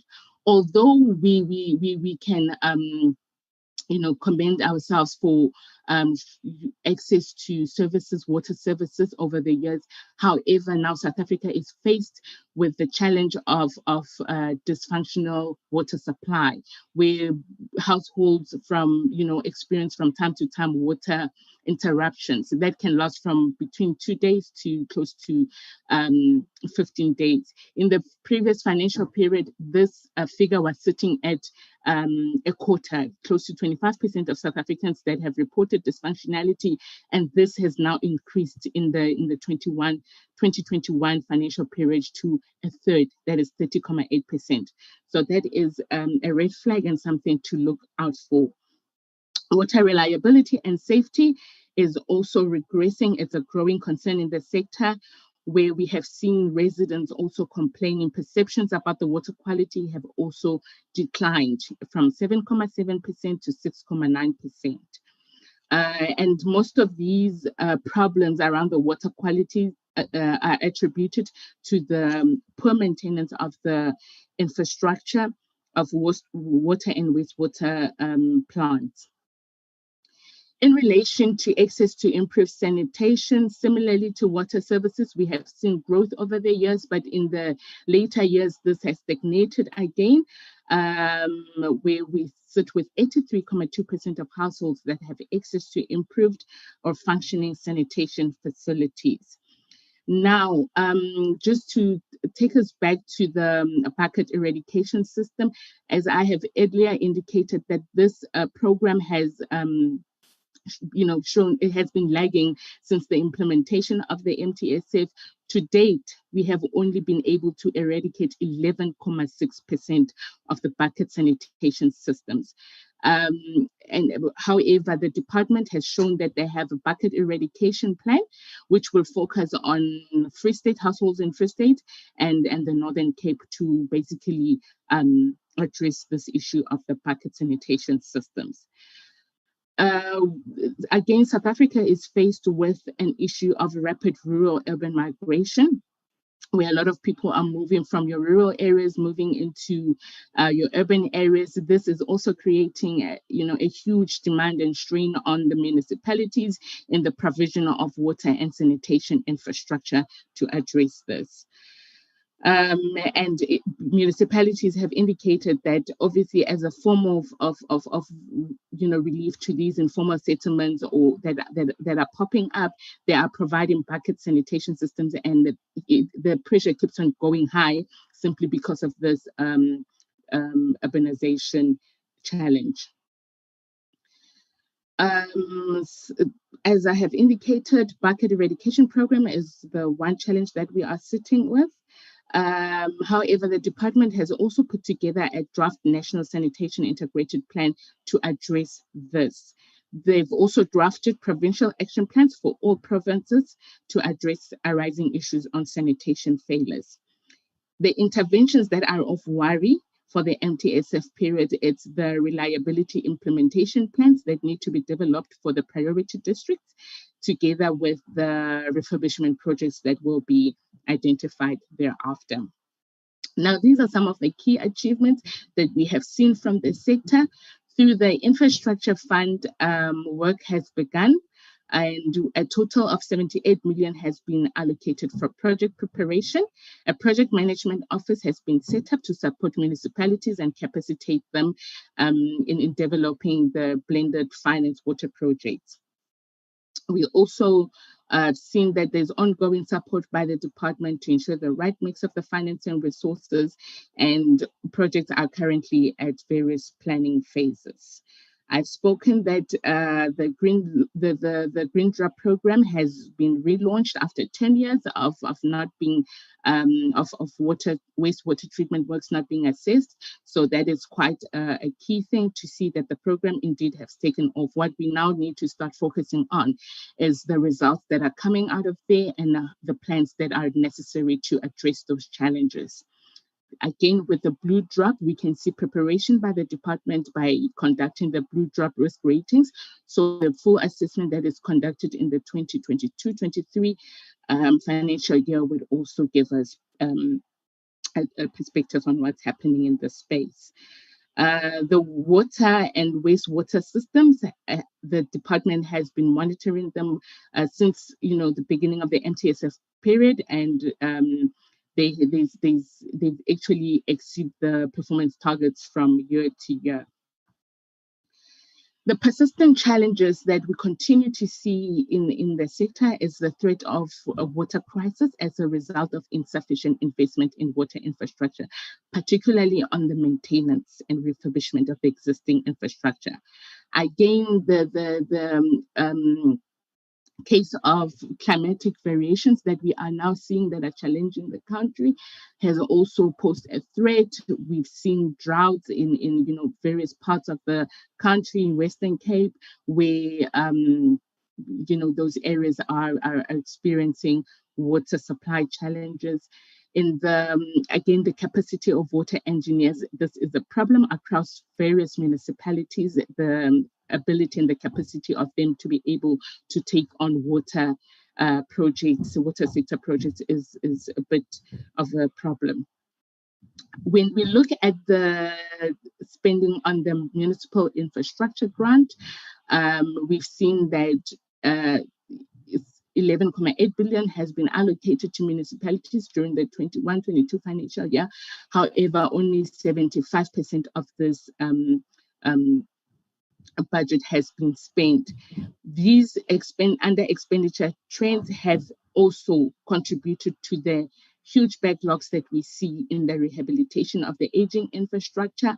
And again, the underinvestment of the repairs and maintenance by the water service authorities has led to high water losses. You know, taken from the earlier presentation, indeed, there is a problem of technical and non-technical losses. The norm in relation to the National Treasury financial norms is that 30% of the water, of the water losses is expected. Not that it's approved, but however, there is that provision. Today, we sit with 50% of water losses through the various water systems. So that is a threat to water security, and 84% of these municipalities have incurred water distribution losses. So indeed, the issue of infrastructure is really it's an increasing problem. We indicate what these effects, what these challenges mean on the citizenry and the residents of this country. Poor service delivery is very evident. Municipalities, we've seen dysfunctionality and water interruptions that have been reported from time to time. But we are also concerned about the businesses that are threatening to close down due to long-standing problems by municipalities on the provision of water.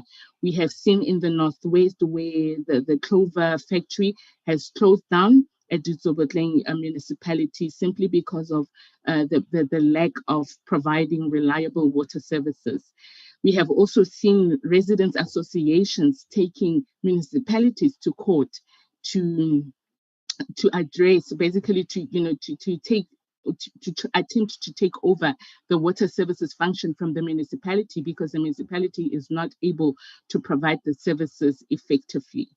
So this is really going to be a growing trend if it is not addressed, it's not looked into and addressed speedily.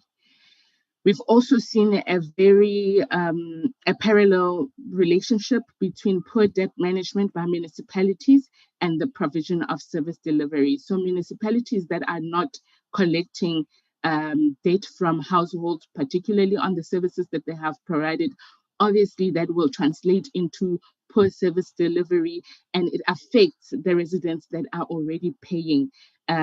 So it can also translate later into a poor payment culture, especially with those that are paying, that seeing that they are not really receiving the services that they are paying for. The consumer debt keeps on increasing from year to year. At the end of the 1 March 22, we are sitting at 255 billion, of which 68% of this component belongs to households. This has really grown from 230 billion as at March 2021. Now, just to give also a perspective of what we mean by, infrastructure dilapidation and how it affects the communities on the ground. As the Department of Planning, Monitoring and Evaluation, we did site visits after the April floods.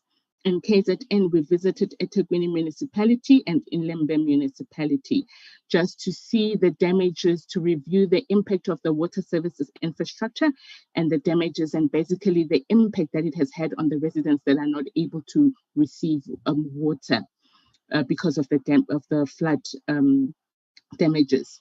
When we went with the MISA engineers on the ground, we found that, in fact, some of these problems, that resulted, during the flood times. Yes, the flood was a natural disaster that couldn't have been avoided, but we have realized that even some of the cases that we've seen on the ground could have been avoided. The plant, when we visited the water treatment plant in Tongat, we saw that the plant had already existing problems even prior to the floods. The sluice gates that we looked at, they were heavily corroded, they were not operational, to also timely try to address issues of flood and flow control of water, so that to have avoided the drowning of the houses because of the water that had gone over the levels. So this was an eye-opener for us, that the fact that infrastructure is not adequately managed and adequately maintained. There's a possibility that there's many other critical infrastructure throughout the country that is important for disaster management that is not being adequately addressed. So that we noted, and we've also put it in our reports to say that this is indeed a problem, and municipalities should really, in the disaster management risk management strategy, put part of this risk that the infrastructure that is important for disaster management control needs to be prioritized to accommodate the current climate change conditions. As a department also, we use a model that we call the Local Government Management Improvement Model, which aims to diagnose management practices in municipalities to look at the various key performance standards, moving from governance to planning to basic services delivery. And for this sector, or for this presentation, we just decided to zoom in key performance standards that relate to the water sector. And of the 22 municipalities that were assessed during the 2020-21 financial year, actually it was during the 21-22 financial year, however, the evidence documents were related to the 2020-21 financial year, is that when we look at the key performance standard that relates to water and sanitation services, many of the municipalities focused on expanding access to water services, and this has come to the expense of repairs and maintenance. As I had also earlier indicated, against the performance plan, that we might be seeing investment in new infrastructure. However, the existing infrastructure is being neglected, and this has been evident through the assessment of these municipalities. So the redirection of funding to poorly and underfunded operations or maintenance is really increasing the service failures. We also looked at the performance of these municipalities against the MUSA, and most of these municipalities were sitting at high to extremely high vulnerability index. So basically this says that most of these municipalities are not able to achieve or to meet the standards that they are being assessed by. So that is also a threat, and we're just giving a picture of what we are seeing again when we go on the ground and assess a sample of these municipalities. And the binding constraints, some of these things that are creating constraints into the sector, the dysfunctionality of water boards. There's issues around governance where we've seen instability at executive and board management. And when there's governance issues, obviously these also translate in the underperformance of other key performance areas. And in our analysis of water boards, we also looked into a research paper that was done by Ngobeni and Breitenbach in 2021, which looked at the efficiency of water boards across South Africa. And this came with very interesting findings to show that only 3 of the 9 water boards, Overberg, Rand, Water, and Umgeni, were assessed to be technically efficient. And 4 variables were used to assess this, the efficiency of these water boards. It's against the expenditure, the budget that they receive, the bulk water tariff settings, water losses, and volumes sold. And 6 of these small water boards have shown high levels of inefficiency, with wastage in expenditure of 3.7 billion assessed against those, the 18-19 audited annual reports. And the service of water and sanitation as a business has for a long time not been feasible. As per the assessment of this research, water resources severely underpriced and the cost recovery is not being achieved. So clearly there are problems with the tariff setting, and the water boards are not able to recover the cost of providing the water service to the municipalities and communities. There's high operating expenditure and poor cash flow results, which obviously end up in ineffective or poor maintenance of the water supply infrastructure. This table in front of us is just to now give an indication of what I have earlier spoken to versus those 4 variables that the water boards were measured against. So on the far right, you see the technical efficiency score. A score of 1 basically represents that these are the best performing water boards when measured against those 4 variables. And a score of less than 1 implies that the water board is not performing as well as its efficient peers. So you will see there 1 in the green over Berggrund water and Gyani, CDB water has been the lowest in terms of the efficiency, technical efficiency score. So it's critical that water boards need to conduct a detailed review of the expenditure and operational costs, benchmarking it against the efficient water boards, particularly because cost recovery is a problem, and that means that the water boards will not be financially viable to carry out the business. Consider the issue again of these smaller water boards that are not able to operate effectively. It's important that we consider merging the smaller to medium-sized water boards to make them more optimal and in order to achieve the efficiency. In line with these findings, we have seen that DWS has indeed started to initiate the realignment of water boards and has proposed the disestablishment of CDB. So we know that that is in progress. And again, it was looking at other water boards that are also not operating optimally. The recommendations we put to the Portfolio Committee on Water and Sanitation is to support the issue of investment in critical infrastructure across 3 spheres of government, ensuring that the allocated capital expenditure budgets are indeed spent on those identified projects as had been planned in the performance plans. DWS to establish mechanisms to address the backlog on the maintenance and refurbishment of critical infrastructure across the board. So obviously that has an impact on the reliability of water and sanitation provision. DWS, in collaboration with the DCOG and MISA, to support the urgent need for municipalities to address issues around water leaks, water losses, and to address issues on water pressure as well.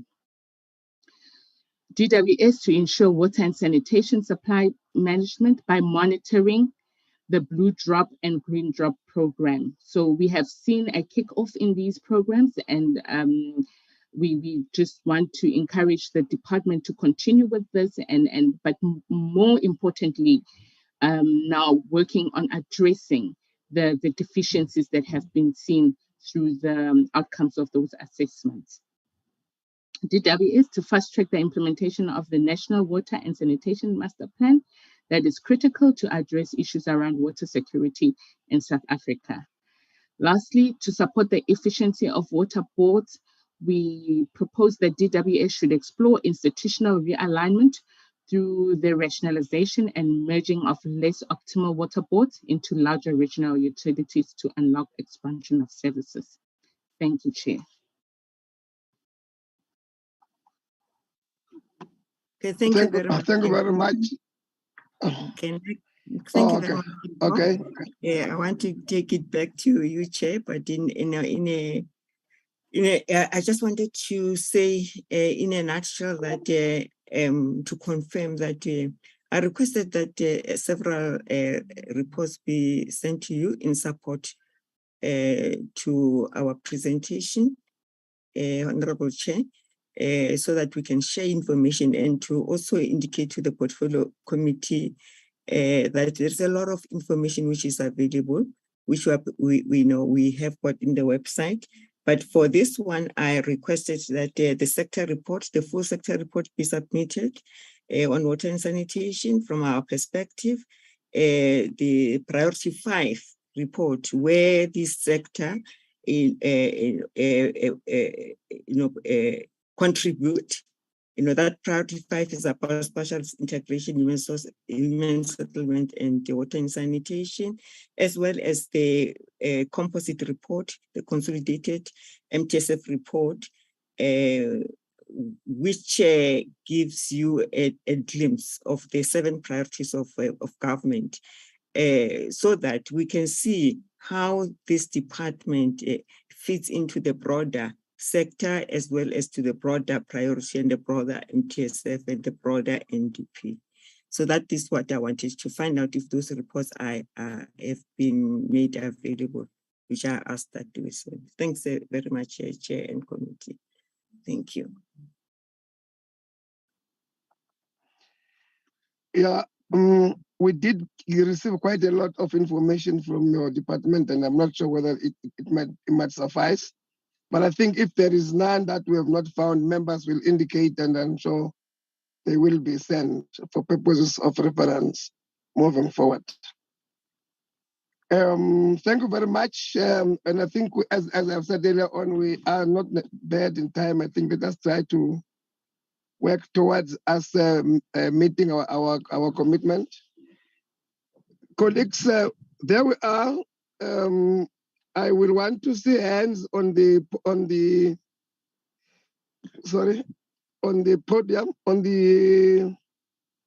I see the hand of that Hanif Hendricks is up. The hand of Mary Rebecca Mushala is up. Thus far, only the 2. That Hendricks. Thank you very much, Honorable Chair. Honorable Chair, thank you very much for that insightful report. The recommendations, the nation has taken note of some very solid recommendations. I just want to comment on one of the recommendations, and that is the need for more investment in infrastructure. And I want to use the example of Bushbuck Ridge, where there is over 60-kilometer asbestos pipe that people access water from. Further, that asbestos pipe needs, for example, to be replaced. We cannot allow an asbestos pipe to poison a whole community like Bushbuck Ridge. Also, we know that in Bushbuck Ridge, the Deputy President installed water meters and stands in every yard, but not a drop of water gets there. So there's something wrong with the infrastructure. 3 years ago, the Deputy President, when he was in charge, installed that. So infrastructure is very important, and we know that as a result of poor infrastructure, I think, and you may rule me out of order now, Mr. Chairman, because you live in that area, every household in Bushbuck Ridge extract water from that asbestos pipe without paying for it. We cannot put in infrastructure and people don't pay. So there, earlier on, we heard that municipalities do not make the cut. And water is a constitutional right. People must have access to water, but Al-Jamaa is going to change that constitution when the opportunity comes. People must have a right to water, because you yourself, Mr. Chairman, said that every minister, except the last minister, because he inherited all of this, and the previous one, who took everyone to court, must fall on their swords for violating the constitution, not carrying out their mandate. And the portfolio committees before us, they must also apologize to the nation for not doing proper oversight. I hope this committee, and they've shown that they are going to do it, will do proper oversight to once and for all give meaning to what the Constitution says, that people have a right to access to water. And in South Africa, in many villages, and I've been to 9 villages, they don't have access to water, and they're going to compete with animals to get water. That is not right. And we thank the report, and such a report is necessary to bring about a necessary change. Congratulations. Thank you very much, Mr. Chairman.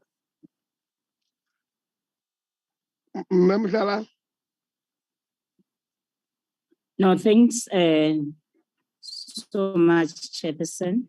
I've got just few questions to the... I didn't get that. Could you try again? Department of, let me switch off my Siri, okay. Yeah, I've got few questions to the Department of, the department dealing with monitoring and evaluations. So my question, Chairperson, is, has the department undertaken any case study on monitoring and evaluating the use of district development model, which was before touted as one of the possible solutions to deal with challenges associated with concurrent functions and intergovernmental relations? Chairperson, my question is, has water and sanitation, my other question on that matter is, has water and sanitation utilized the DDM as water and sanitation concurrency functions, have had huge challenges in service delivery and sustainable infrastructure development?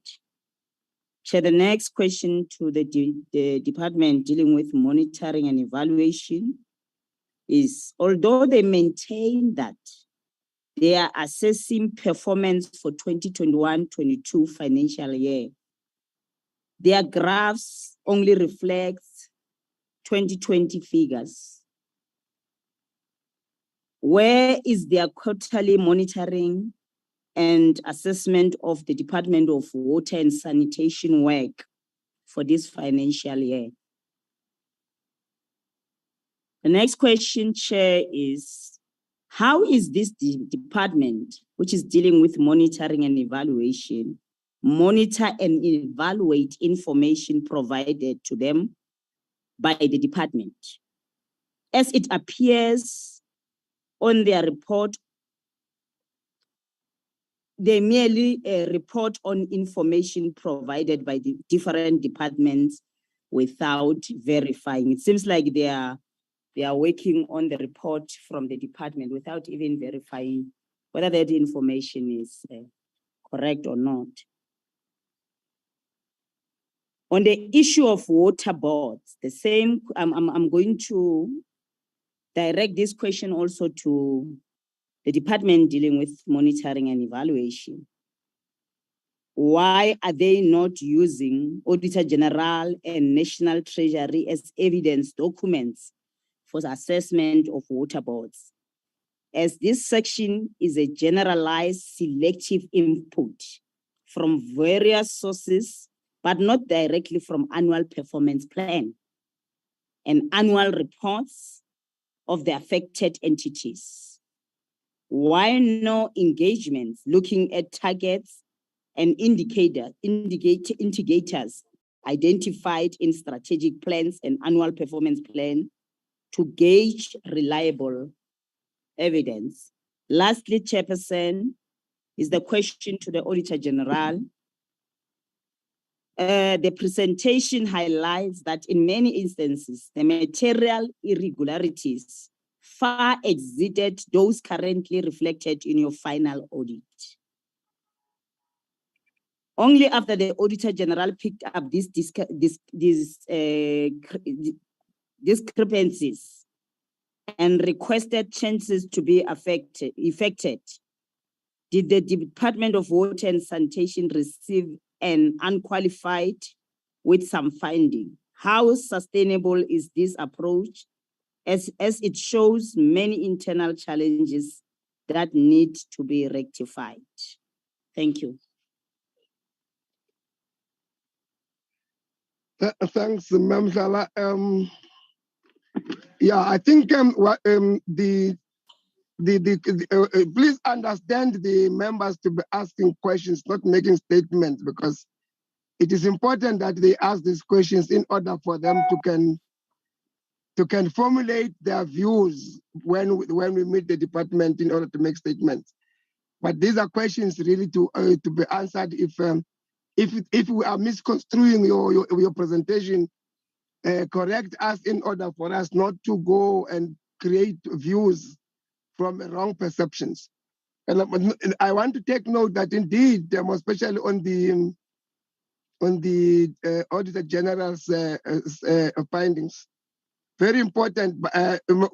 Just inform us where we are. For instance, we have missed quite a number of targets even some of them, the department put a little bit more of what the target is expected to do, but still they did not meet those particular targets. The fact that you are giving us that information in order to empower us to debate with the department when they come, I'm sure that's very important. I don't see any other hand here. So I'm asking that, yes. Oh, it's no, can you raise your hand? I did, Chair. Where? Raise Solomon Daily. Raise a lot. Yeah. Check, and my hand is up. I don't see that, but fine, let's talk. Your name is here. It is not raising its hand. And mine too, its hand is up, Chair. But why are your things not showing your hands? They were agitated, sir. They did not. There is a hand. They did not raise any hands. Only now their hands are up. They are up now. Or you admit allowed the presenters to respond, then they can come because they did not raise their hand. Truly speaking, it was just like that. They waited for us to speak first, and then they speak afterwards. And they realized that, hey, I can speak now.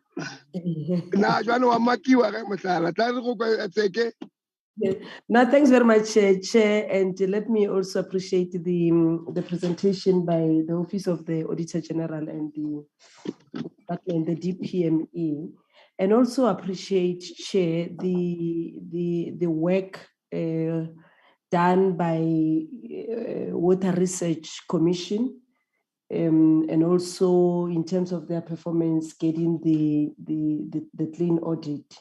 We appreciate that, and also the performance of DWS and TCTA. You'd remember that we have been struggling with regard to the internal controls and all this performance, financial performance with regard to the two, especially DWS. But at least this year, this financial year, I think there's a great improvement, Chair. As much as there are still challenges on the ground, but I think there is progress, and definitely going forward, they will get unqualified audit without findings. Chair, just want to get clarity from the two, be it your AG or the DPME, with regard to the budget eradication program. You know, it has been there. This is one of the targets that has been there for quite some time, and it looks like we are not moving. And as much as the department has committed themselves that they will complete this target next year around March, but I just want to get the view of the DPME and the Auditor-General, because definitely when they audit or when they monitor, they go on the ground.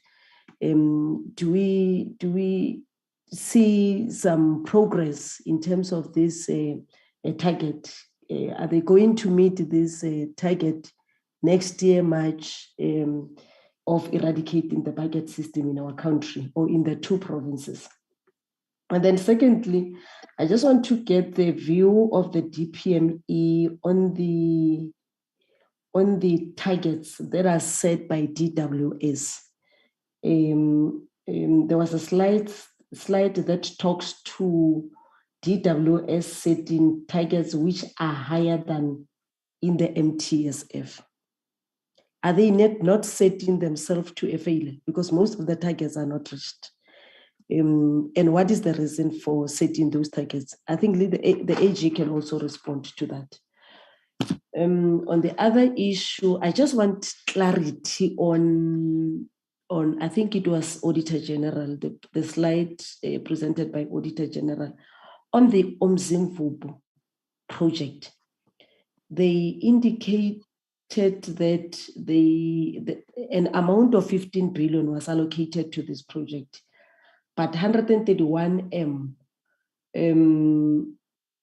has been spent, but there was no value for money. I just want information, detailed information regarding this this information that you are giving to us. On the war on leaks, what is your comment? Because government has spent a lot of money training students, and as we are speaking, they are still at home. I just want to hear your view with regard to how can we as government make sure that we absorb or we assist municipalities to absorb these young people to deal with the leaks that are there in our country or in different municipalities.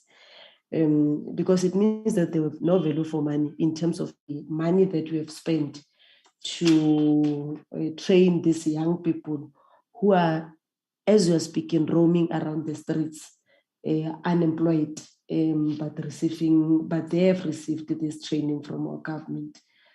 On the last matter, I think I'm fine.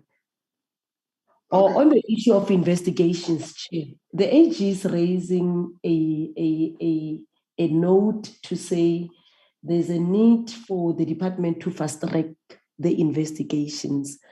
But my challenge is that most of the investigations within DWS are referred to law enforcement agencies, your SIU, SAP, and so forth and so forth. So I just want to get their view on how, is there any other way where the department can be able to fast track these investigations besides waiting for law enforcement agencies to conclude the matter? Thank you very much.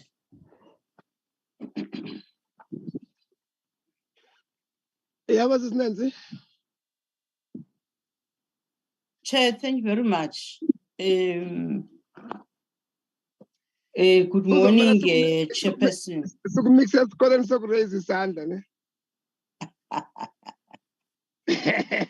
I will try.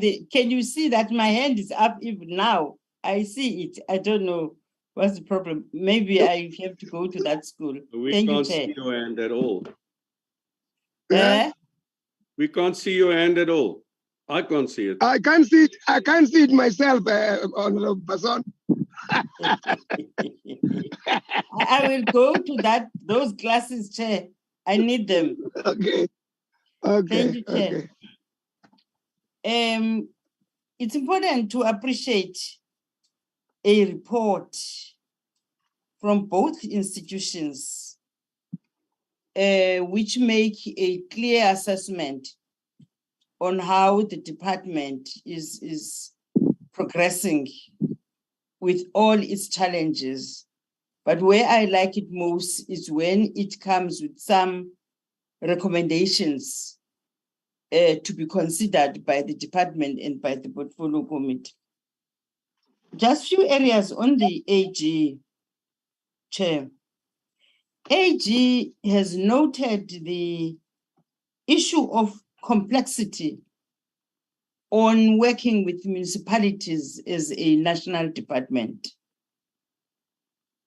which is the issue of concurrence. The question perhaps is raised by Honorable Mhlale that does AG believe that the DDM model could be able to assist and come closer to the municipality functions and the oversight role of the national department? What is AG's view, having seen the objectives of the development model? The second issue is the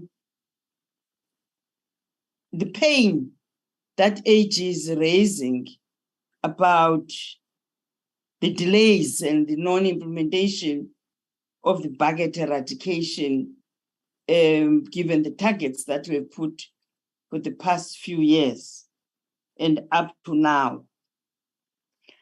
I was waiting in the recommendation, perhaps a very strategic recommendation that AG could present to us, because as the department and us, this is a critical area that we would like to address. I must say that both AG and DPME has raised the concern about this area. Perhaps having they analyzed the areas of weaknesses and challenges, what is their view about the delays on this particular service delivery? The issue of infrastructure project delays, I think it has been raised, and there are recommendations that I don't want to tamper with. There's a very critical area. I'm happy that is raised by structures like yourselves, DPME and AG, of a silo mentality within governance structures of government. National Treasury, COGTA, SALGA, and some other entities that should work together to support departments. I wanted to hear a recommendation on that, because maybe if an intervention could be made by yourselves, you could be heard. Because I think this issue has been raised many a times, where SALGA speaks this, National Treasury speaks this, and they don't speak together. That silo mentality, please tell us, are you entering that space for them to assist, because they are supporting departments. Without them, we can't succeed. The other issue, I think it's related to what Mama Grace has raised, Honorable Grace has raised, that there's value created in Mzimvumo. That's what the presenter is saying. But there's a huge overpayment in that. We made an oversight there. We were curious to see huge amount of money that went to a road access. We're asking, what has got road access to do with the river? We saw it. But one of the issues that was a key in the process is that how does the development of the river is going to unfold, where a lot of money is going to be utilized? Is this overpayment on the second phase out of the road access on the river, on the dam that we want to see? Perhaps a clarity would need to be given to that. There's a very clear proposal.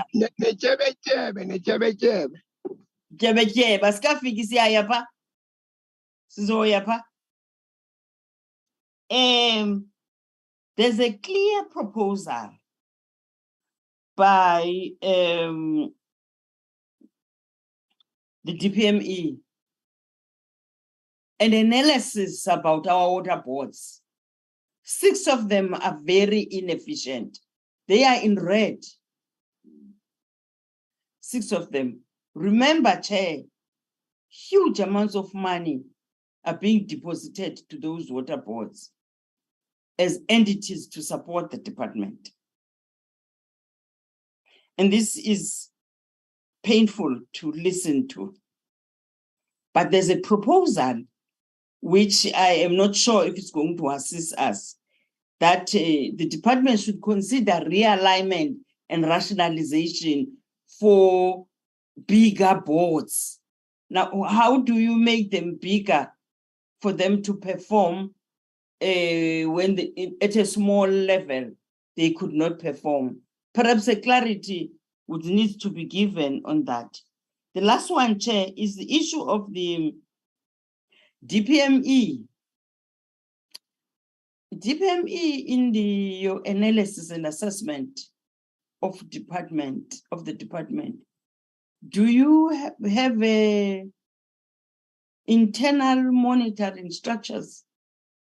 Do you believe that the department has got departmental internal monitoring structures that are assisting the department before you come? And are you working with those? Do you feel that there's a link and they are assisting the department? Those are the few areas that I wanted to raise, Chair. Thank you very much. Let's start with Auditor-General.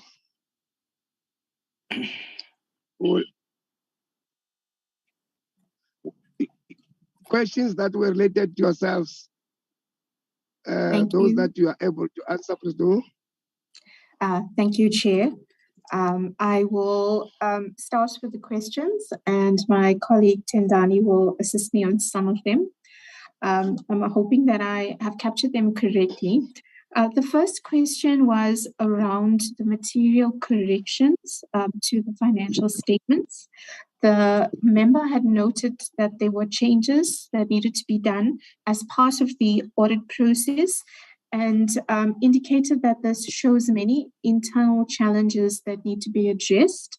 Thank you, Chair. I think that is correct. The observation that is noted is very correct. We are concerned across the three entities, Dws, WTE, and TCTA, that the material errors are noted not just in this year, but in prior years as well.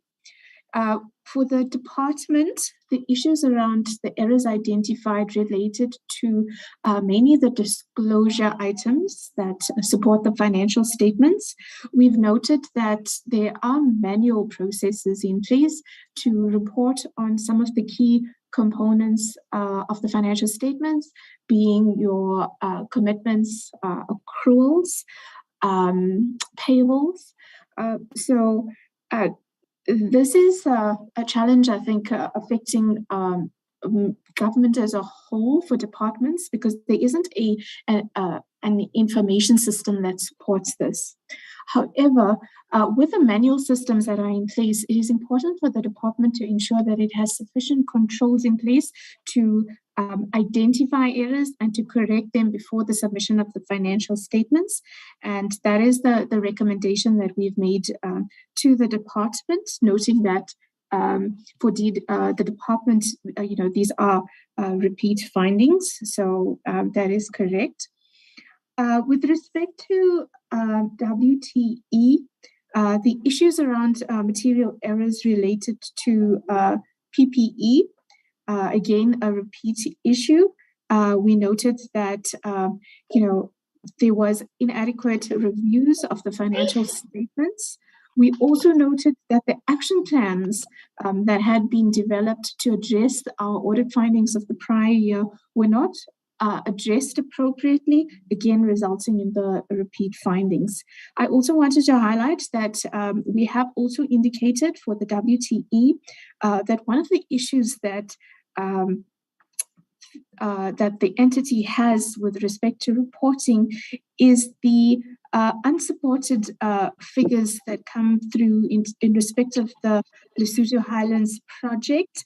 Information for that comes through very late, which again impacts on adjustments that need to be made to the financial statements. So that is an area that we've also recommended to management and to leadership, that there needs to be some further negotiations to get reliable information from them in a timely manner. The second question that I have for us relates to the bucket eradication program. The question that we have is whether, as the AGSA, do we see some progress? Are they going to make their targets? There was also a second question that came through around the delays and the non-implementation of the bucket eradication program. And the question was around, what are the strategic recommendations that the AGSA should make? Have we investigated reasons for the delay and made recommendations for that? So in answering that question, the bucket eradication program was not a specific selection for the year under review. When we audited the RBIC projects, we had selected a sample, and that program was unfortunately not part of that sample. However, when we audit on a sample basis and we identify findings, we usually find that the issues that we identify tend to be matters that will consistently appear across all of the projects. So even though we have specifically referred to the projects that we have tested, the recommendations that we make around the RBIC projects and recommendations that we made around the life cycle reviews that we've spoken about will be very relevant to this project as well. So hopefully the department, in implementing the recommendations that we make, will look at all of the projects that they are busy with to ensure that they are appropriately tracking those projects, that they identify root causes for delays that have been identified, and that they will then have an action plan to address that. So indirectly, I'm saying that there were recommendations that were made on the projects, but there were no recommendations that were specifically made on this project because we didn't select those. On the issue of there was a question that I believe was also directed to us as the AG, was on the reasons for setting targets higher than the MTSF. In terms of the review that we performed, we did look at the requirements of the MTSF. From our perspective, those represented the minimum targets that needed to be achieved, and we were measuring the department against the minimum requirements. The fact that they set higher targets, I'm not exactly sure why they would have done that. It might have been due to an understanding of the particular circumstances or their own assessment of what is required. So I don't have a specific reason as to why the targets set were higher. We were just measuring minimum requirements on that. There was a question around the WARN leaks. How can we assist the process with respect to the employment of the learners that have received training under the project? So with the WARN leaks, I think that the committee is aware, yes, there's been a significant investment in the training of the individuals, but as part of the audit process, we have identified that when the contract was, or when the project was started, it was actually started back in 2016 already. And at that time, the department had expected that learners will be trained and that they will be absorbed into municipalities. However, there was no agreement at that point with the municipalities to arrange for these municipalities to employ these learners as soon as they were had completed their training in this respect. So that was a weakness in the project. There wasn't an MOA that was signed that would have assisted with the employment of these learners. We have also requested from the department an impact assessment to understand how many of the learners were employed, so that we can understand what the impact was of the learning and the investment in the training against the actual water losses. And we understand that this impact assessment was not done by the department, and our understanding is also that there was not a formal process to now integrate these learners into formal employment at the municipalities. As to whether the department will continue to do that, I'm not sure. I think that is something that maybe the department can assist with in terms of their plans for the learners that have been trained, but we did identify on our side and report on the weaknesses that we've identified there. There was a question related to the need to fast-track investigations. The member had asked, whether investigations need to be done by the SIU or any other law enforcement agency to conclude on the matters relating to irregular expenditure. And while it's true that there are various investigations that are currently in progress relating to various matters at the department, when we talk to the investigations that are required for consequence management, it is not necessary that it needs to be carried out by a law enforcement agency. An investigation can be done internally as well. With the department, they are currently using a unit that resides within the internal audit section. So they have an investigations unit that is responsible for conducting investigations on various matters. So a lot of the irregular expenditure matters that are under investigation are being done by this unit in the department, which is appropriate. And that's where we had reported that there were some delays in these investigations that was then impacting on the ability of the department to implement consequence management processes. Okay, there was a question on silo mentality within national entities. I think we appreciate that comment. It's something that has come through quite strongly in our presentation as well. So the question was, how can we as the AGSA assist? How can we assist the department to get more assistance from the entities that we've identified as being coordinating entities or that can assist with service delivery improvement?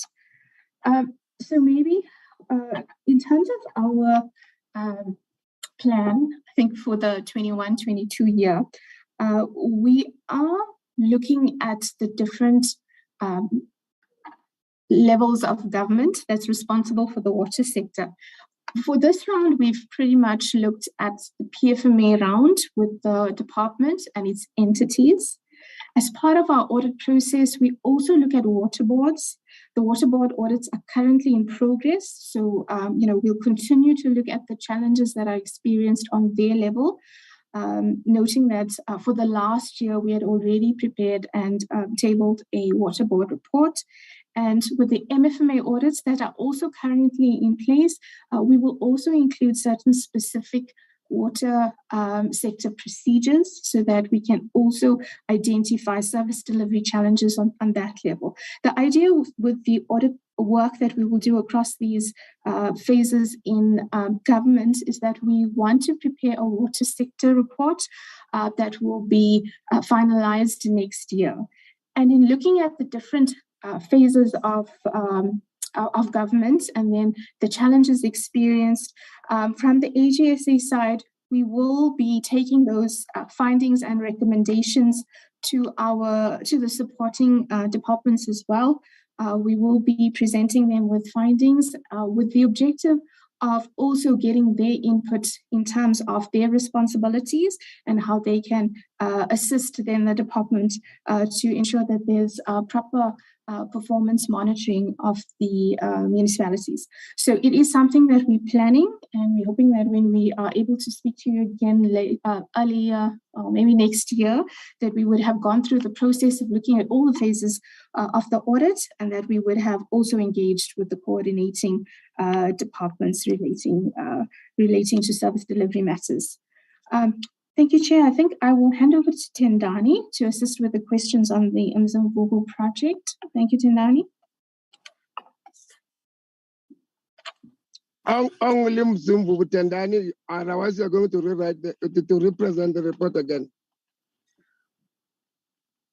Okay. Thank you. Good morning, Honorable Chair and Honorable members. Like my colleague indicated, I will then be responding on the questions that were raised on the Mzimvubu and also the Hazelmere Dam project. In terms of the Mzimvubu, Chairperson, my apology, Tendani. Tendani, you have the presenter is facing ups and down. It's scary. It's scaring. Yo, It's scary. here, Tendani. Here. Do you need classes too? Just like Mom's toy. Still facing the other way around. My apologies. My apologies. I can't see that. Where are you, Tendani? I want to enjoy what they're saying. Where do they see you, Tendani? I want to enjoy it also. Tendani, can you open your Yeah, okay. Where's Tendani? Okay. Okay, my apologies, Chair and members. I am not sure what's happening. I'm just trying to. Okay, right. It should be fine now. Honorable Chair, members, can you see much better? Perfect now. Okay, all right. Hey, technology. Okay, yeah. Like I said, I will be responding to the Mzimbogo question on why is why has the cost inflated by 131 million. Yeah. So Honorable Chair and members, this we picked up on this issue in the 2021 year's audit, wherein we identified that we were given an inception report on the project, and in terms of that report, it had detailed cost breakdowns which are aligned to the deliverables, and that's still in the planning stage of the audit, because that's where the project, because that's where the project is. So what we then did is we then compared that inception report against what the professional service provider has already billed, and we identified that the costs that we billed for planning the activities in terms of the planning of the project, such as your design of the project, the costs which were billed were already higher than what was agreed to in terms of the inception report. So we then raised the issue, and the total amount which was the difference between the inception report and what was then billed and paid to the professional service provider was 131 million. Management acknowledged this, and they have since halted the planning of the project, and they are performing an investigation into this to just then ensure that these overpayments are addressed before the project continues. And in terms of your Hazelmere project, again there we also identified these issues in the prior year's audit, and we then actually raised a material irregularity in this issue. It is the irregularity which relates to your site re-establishment cost and also spending time on the project. So what happened is the way delays in terms of procurement of load cells for that project, and these delays resulted in this standing time fees, and as and when time progressed, the contract came to an end, and it was not extended, which meaning then that the contractor then terminated that contract. And then there were then costs in terms of having the contractor to come back to the project, because then the contract was then reopened. The contractor needed then to come back to the project, including the consultant. So there were costs there. And when they had to come back to the project, there were site re-establishment costs, meaning when that contract was terminated, they then took their construction equipment from the site. So that site had to be re-established again. So there were site re-establishment costs, and those costs for standing time while awaiting for the procurement of the permanent load cells. So there were costs relating to standing time, which were then paid. So this then resulted in this increase in the project costs. So that is basically the reasons for the increase in the cost of these two projects. Thank you, Honorable Chair. No, but if you have terminated your contract and you have taken your things away from the construction site, why do you think that you are standing? You understand? You might be doing other business somewhere else. You're not standing. Why should we be paying you standing when you are not standing? You're working somewhere else. But it's fine. We'll talk. We'll talk to it later than that. But this man was not standing. He was working somewhere. He took his luggage and he worked to somewhere. Why must he punish us? Yeah, sorry, Chair. Sorry, Honorable Chair. Maybe I must just clear that. So the standing time was actually incurred before the contract was terminated. So the procurement of the load cells took quite a significant amount of time before even the contract came to an end. It came to an end while the procurement of those permanent load cells had not yet been made, which then led to the contractor leaving the site. Okay. Okay, DPME.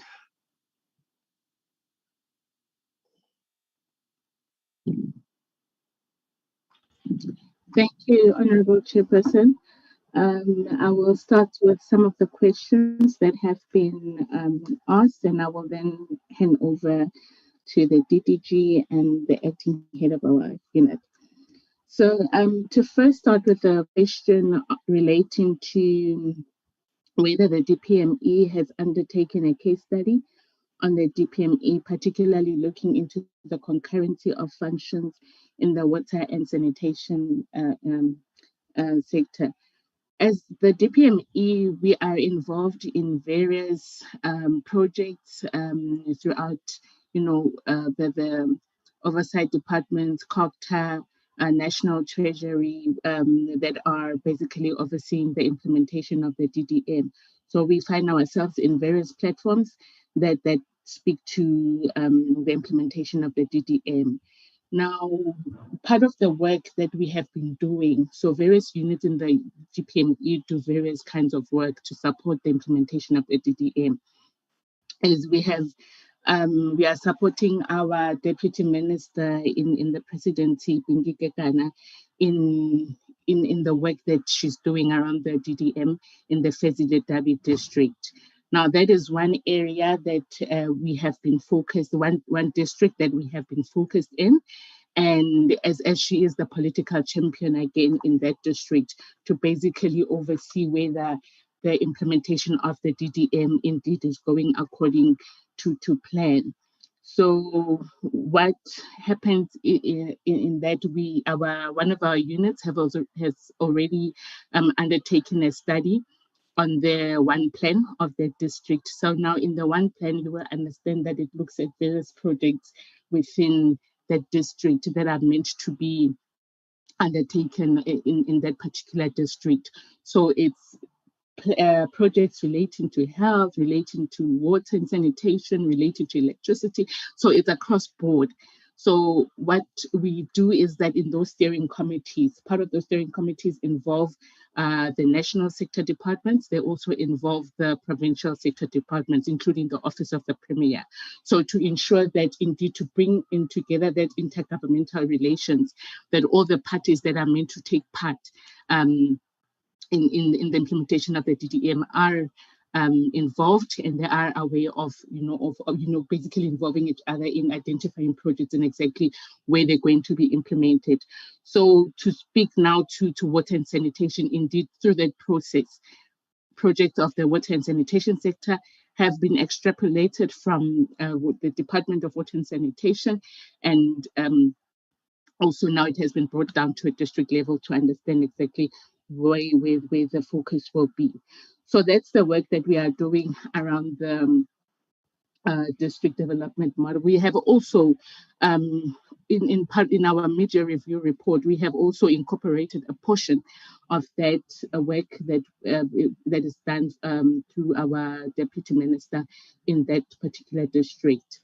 But also within our specific unit, I spoke earlier in my presentation to the local government management improvement model, where we also went into that district to basically undertake an assessment throughout those municipalities to see where they stand within the water and services, water and sanitation services, to understand, to also inform our deputy minister that in this particular area, these are the struggles and what we need to do to engage on addressing those struggles in that area. So that's basically to address that and to also explain how the concurrency of functions now is put together, particularly in this respect. To answer the question relating to the graphs that speak to 2020, these graphs have been, I think maybe let me start off like this. We have indicated when we introduced our presentation that our methodology and approach is to use various sources of data. Yes, we have our internal processes where we collect data directly from the department, where we also do site visits, as I have indicated on some of the visits that we have done in the presentation. But we also, to give a comprehensive view of what's happening in the sector, we collect information from various institutions. And I have indicated at the start of our methodology and approach that we use information from research institutions. We use our internal research institutions as well, your Stats ASA, your CSIR, to provide information. And indeed, we do depend on that information so that we know that it is reliable, it is accurate, and it has been validated. So that information for the 2020 year, it was published in the 2021 financial year. So that's how that essay works in performing the general household survey. They conduct the work in that particular year and it gets published in the next year. So it is relevant for the period, the reporting period that we are speaking to. On the monitoring of our work, where DPME gets involved, we do get involved in various projects. It will not be all projects, due to issues of capacity, but there are selected projects that we find ourselves in to also have an understanding and to, validate what we are being told and being reported by the department.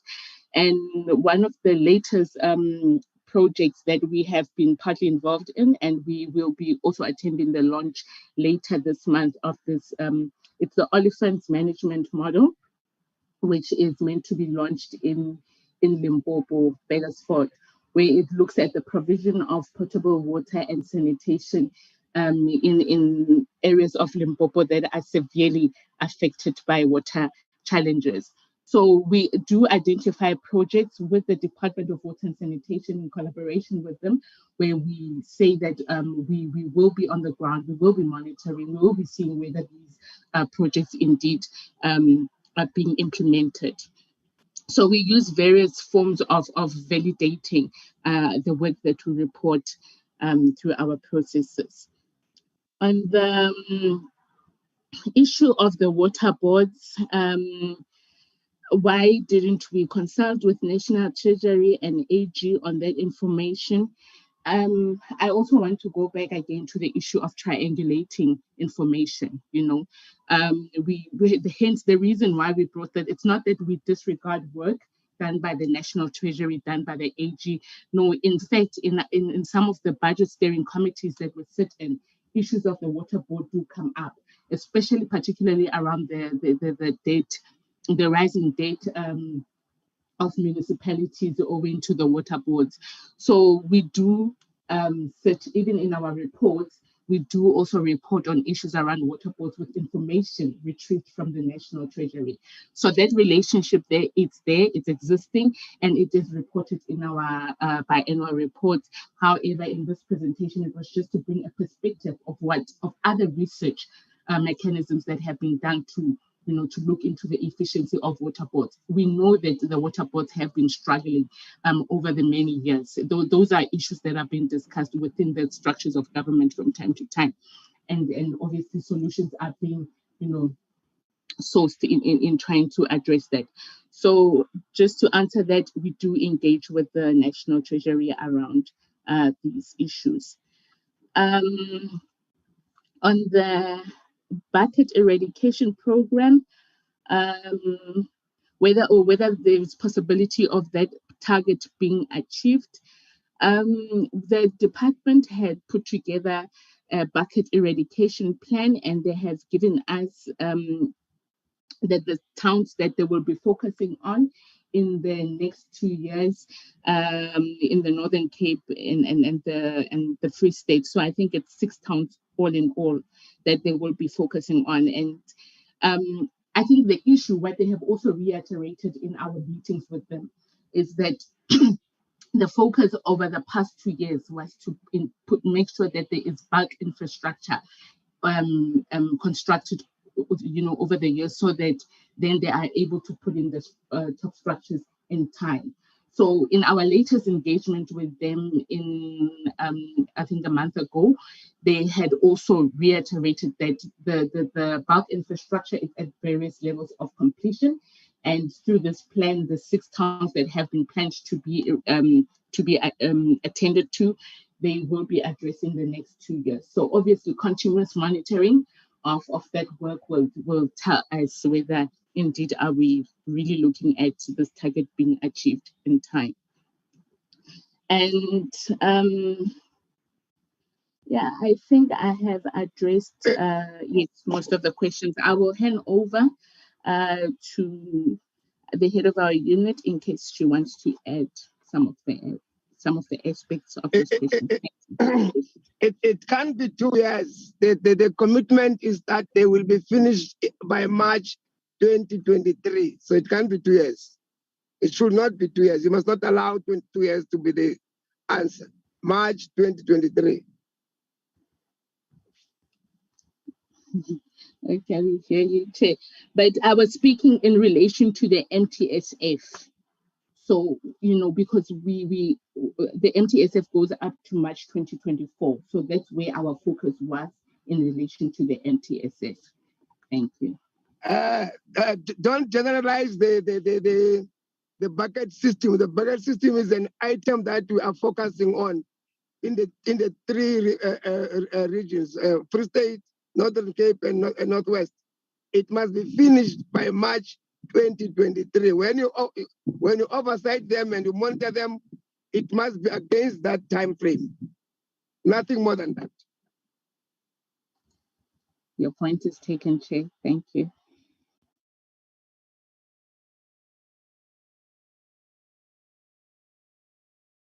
As to I'll hand over to, okay, yes.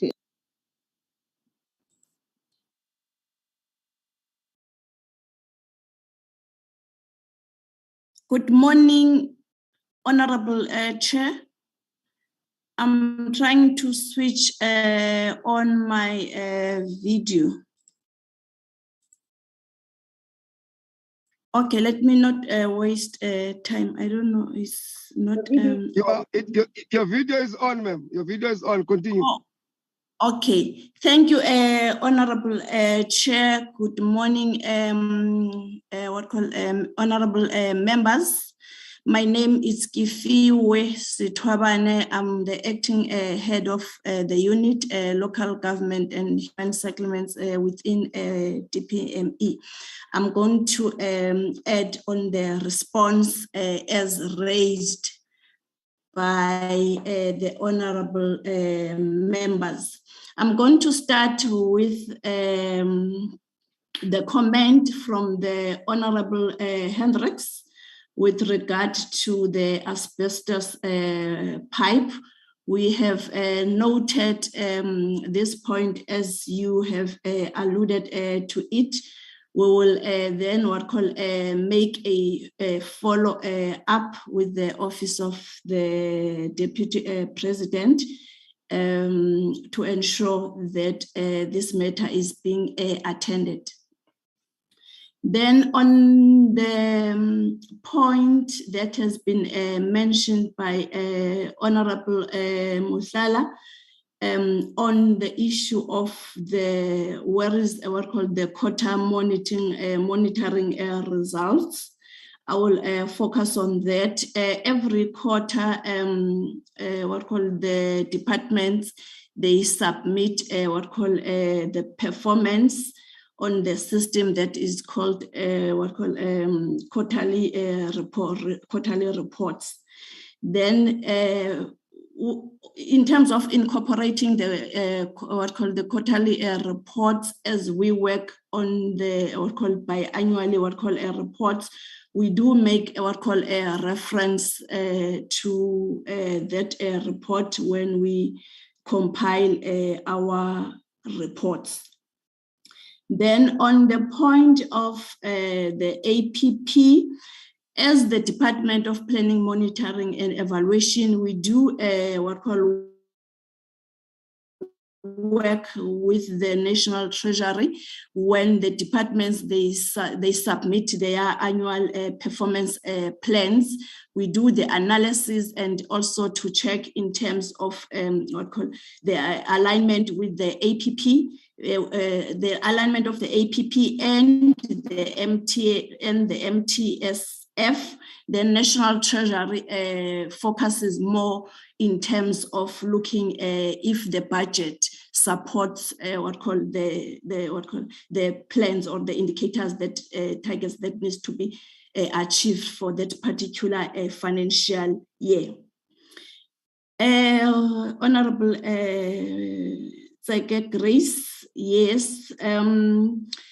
On the issue of war on leaks, where the students were trained, this matter we once raised also as DPME with the Department of Water and Sanitation, and their response, it was that yes, the training was conducted, but the challenge is with the placement. As the municipality, they are the ones that are supposed to employ the trained students. But we will again also make a follow up with the department, and also that there must be some talks between water and sanitation as well as the municipalities. Then, okay, on the from the question that was raised by Honorable Sihwai on the DPME, do we have internal monitoring structures? Yes, within DPME, yes, we are a small department with a few staff. We do work as the officials appointed by the department to do the monitoring function within the branch of sector monitoring. We don't have the assistance maybe from like a consultant from external who does the work. All work that is being reported is done by the few staff members that are employed by the Department of Planning, Monitoring and Evaluation. Then I would also lastly like to add the issue on the water boards. Last year, as the department, we did compile a report with regard to the water boards that were not performing, but more the focus of the report, of which I think we can share that report. It was focusing more on the debt, as we were also trying to engage with the department. Thank you very much, Chair. Thank you very much. Let me come in conclusion, Chair. Thank you very much, Chair. Who's that? I'm the DDG. I'm concluding. Okay. I'm wrapping up, Chair. Thank you very much for the opportunity. I believe the team has already covered most of the, if not all of the questions as I was tracking them. I just wanted to add one or two in terms from the management perspective, some of the things they might not be aware of. For example, with the DDM model, we are in the presidential steering committee with the DCOC and many other departments, working together on the issues of the one plan as well as the monitoring framework, which have just been completed, and how we're going to take this forward. I'm trying to address the issue of the case studies, if we've done those.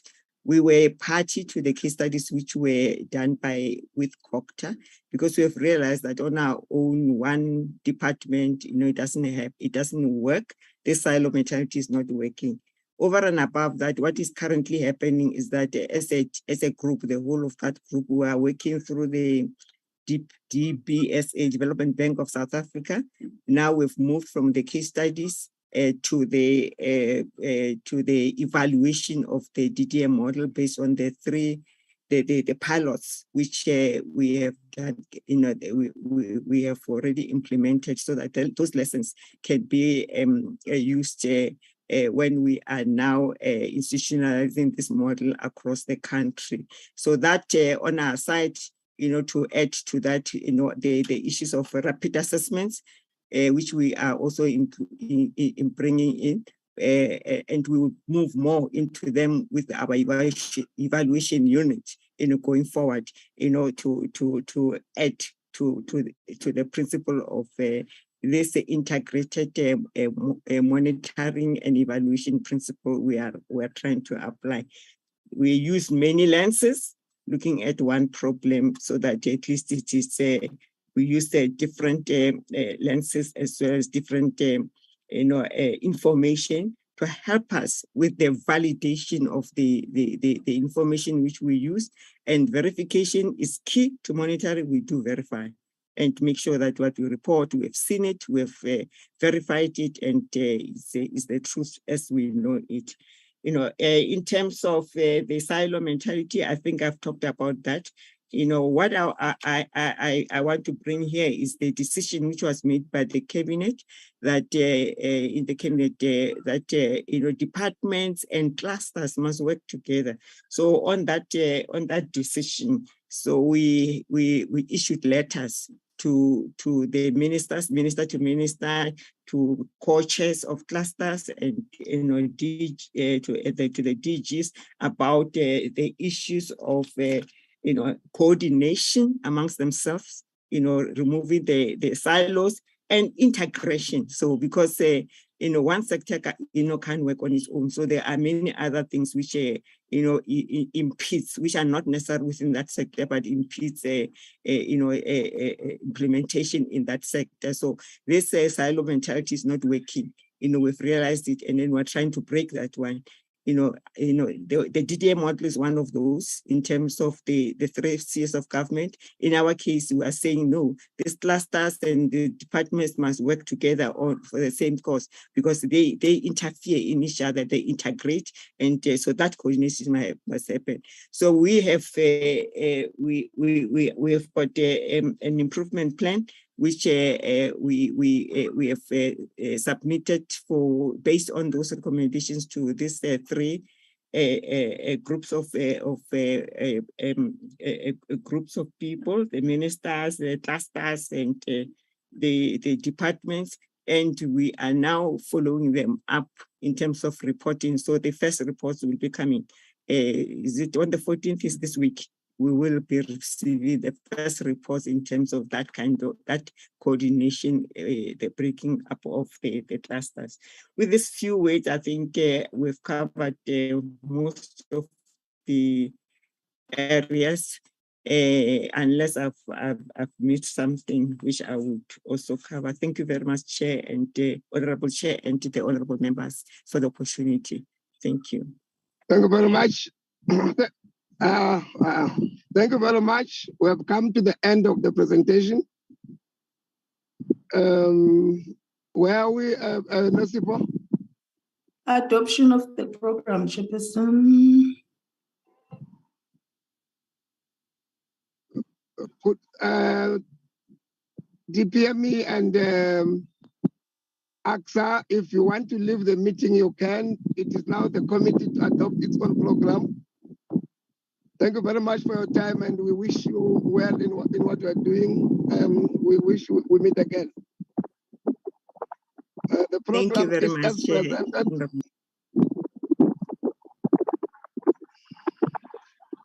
So thanks a lot. The program is presented before us. It is talking the 11th of February, which was today. We are meeting again at 2 today later. And we are meeting again on Friday. On Thursday, Friday, Chairperson. Thursday, Chairperson, at 2 o'clock. On Thursday at 2 o'clock. There's a huge noise. Can you be assisted? Here. The Chairperson's background. Please, Chair, please. But I'm sitting somewhere in the bush, so nobody can make noise here. It's okay. You. It is you who's making noise. It is snakes. It is snakes and birds. I'm in the bush.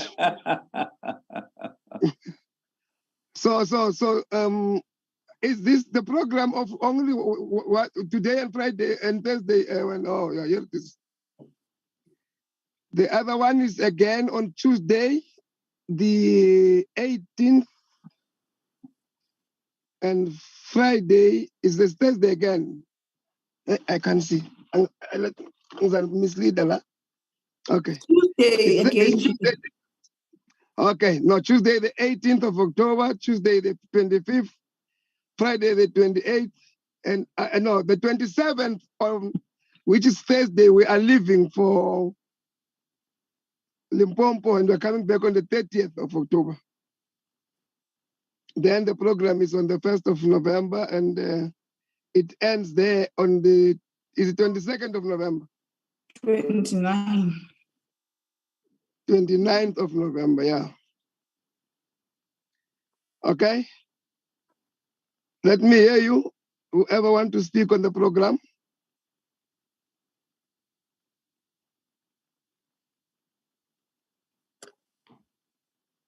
Let me see. We are fine, Chair, with the program. Thanks, Metseke.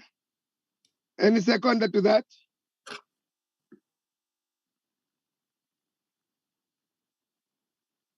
Can I second? Because no one is seconding. Agreed. Okay. Thank you very much. I'm sure the following item will then be the closing remarks, Nosipo. Yes, Chairperson, and also the next meeting is today at 2 o'clock, briefing by the department and TCTA on the annual reports. Members will use the same link to join that meeting. Today? Yes, today at 2 o'clock. Yeah, just now at 2 o'clock. Let's go for lunch and come back at 2. And we'll be there up until 6 in the evening. So thank you very much. The meeting stands adjourned.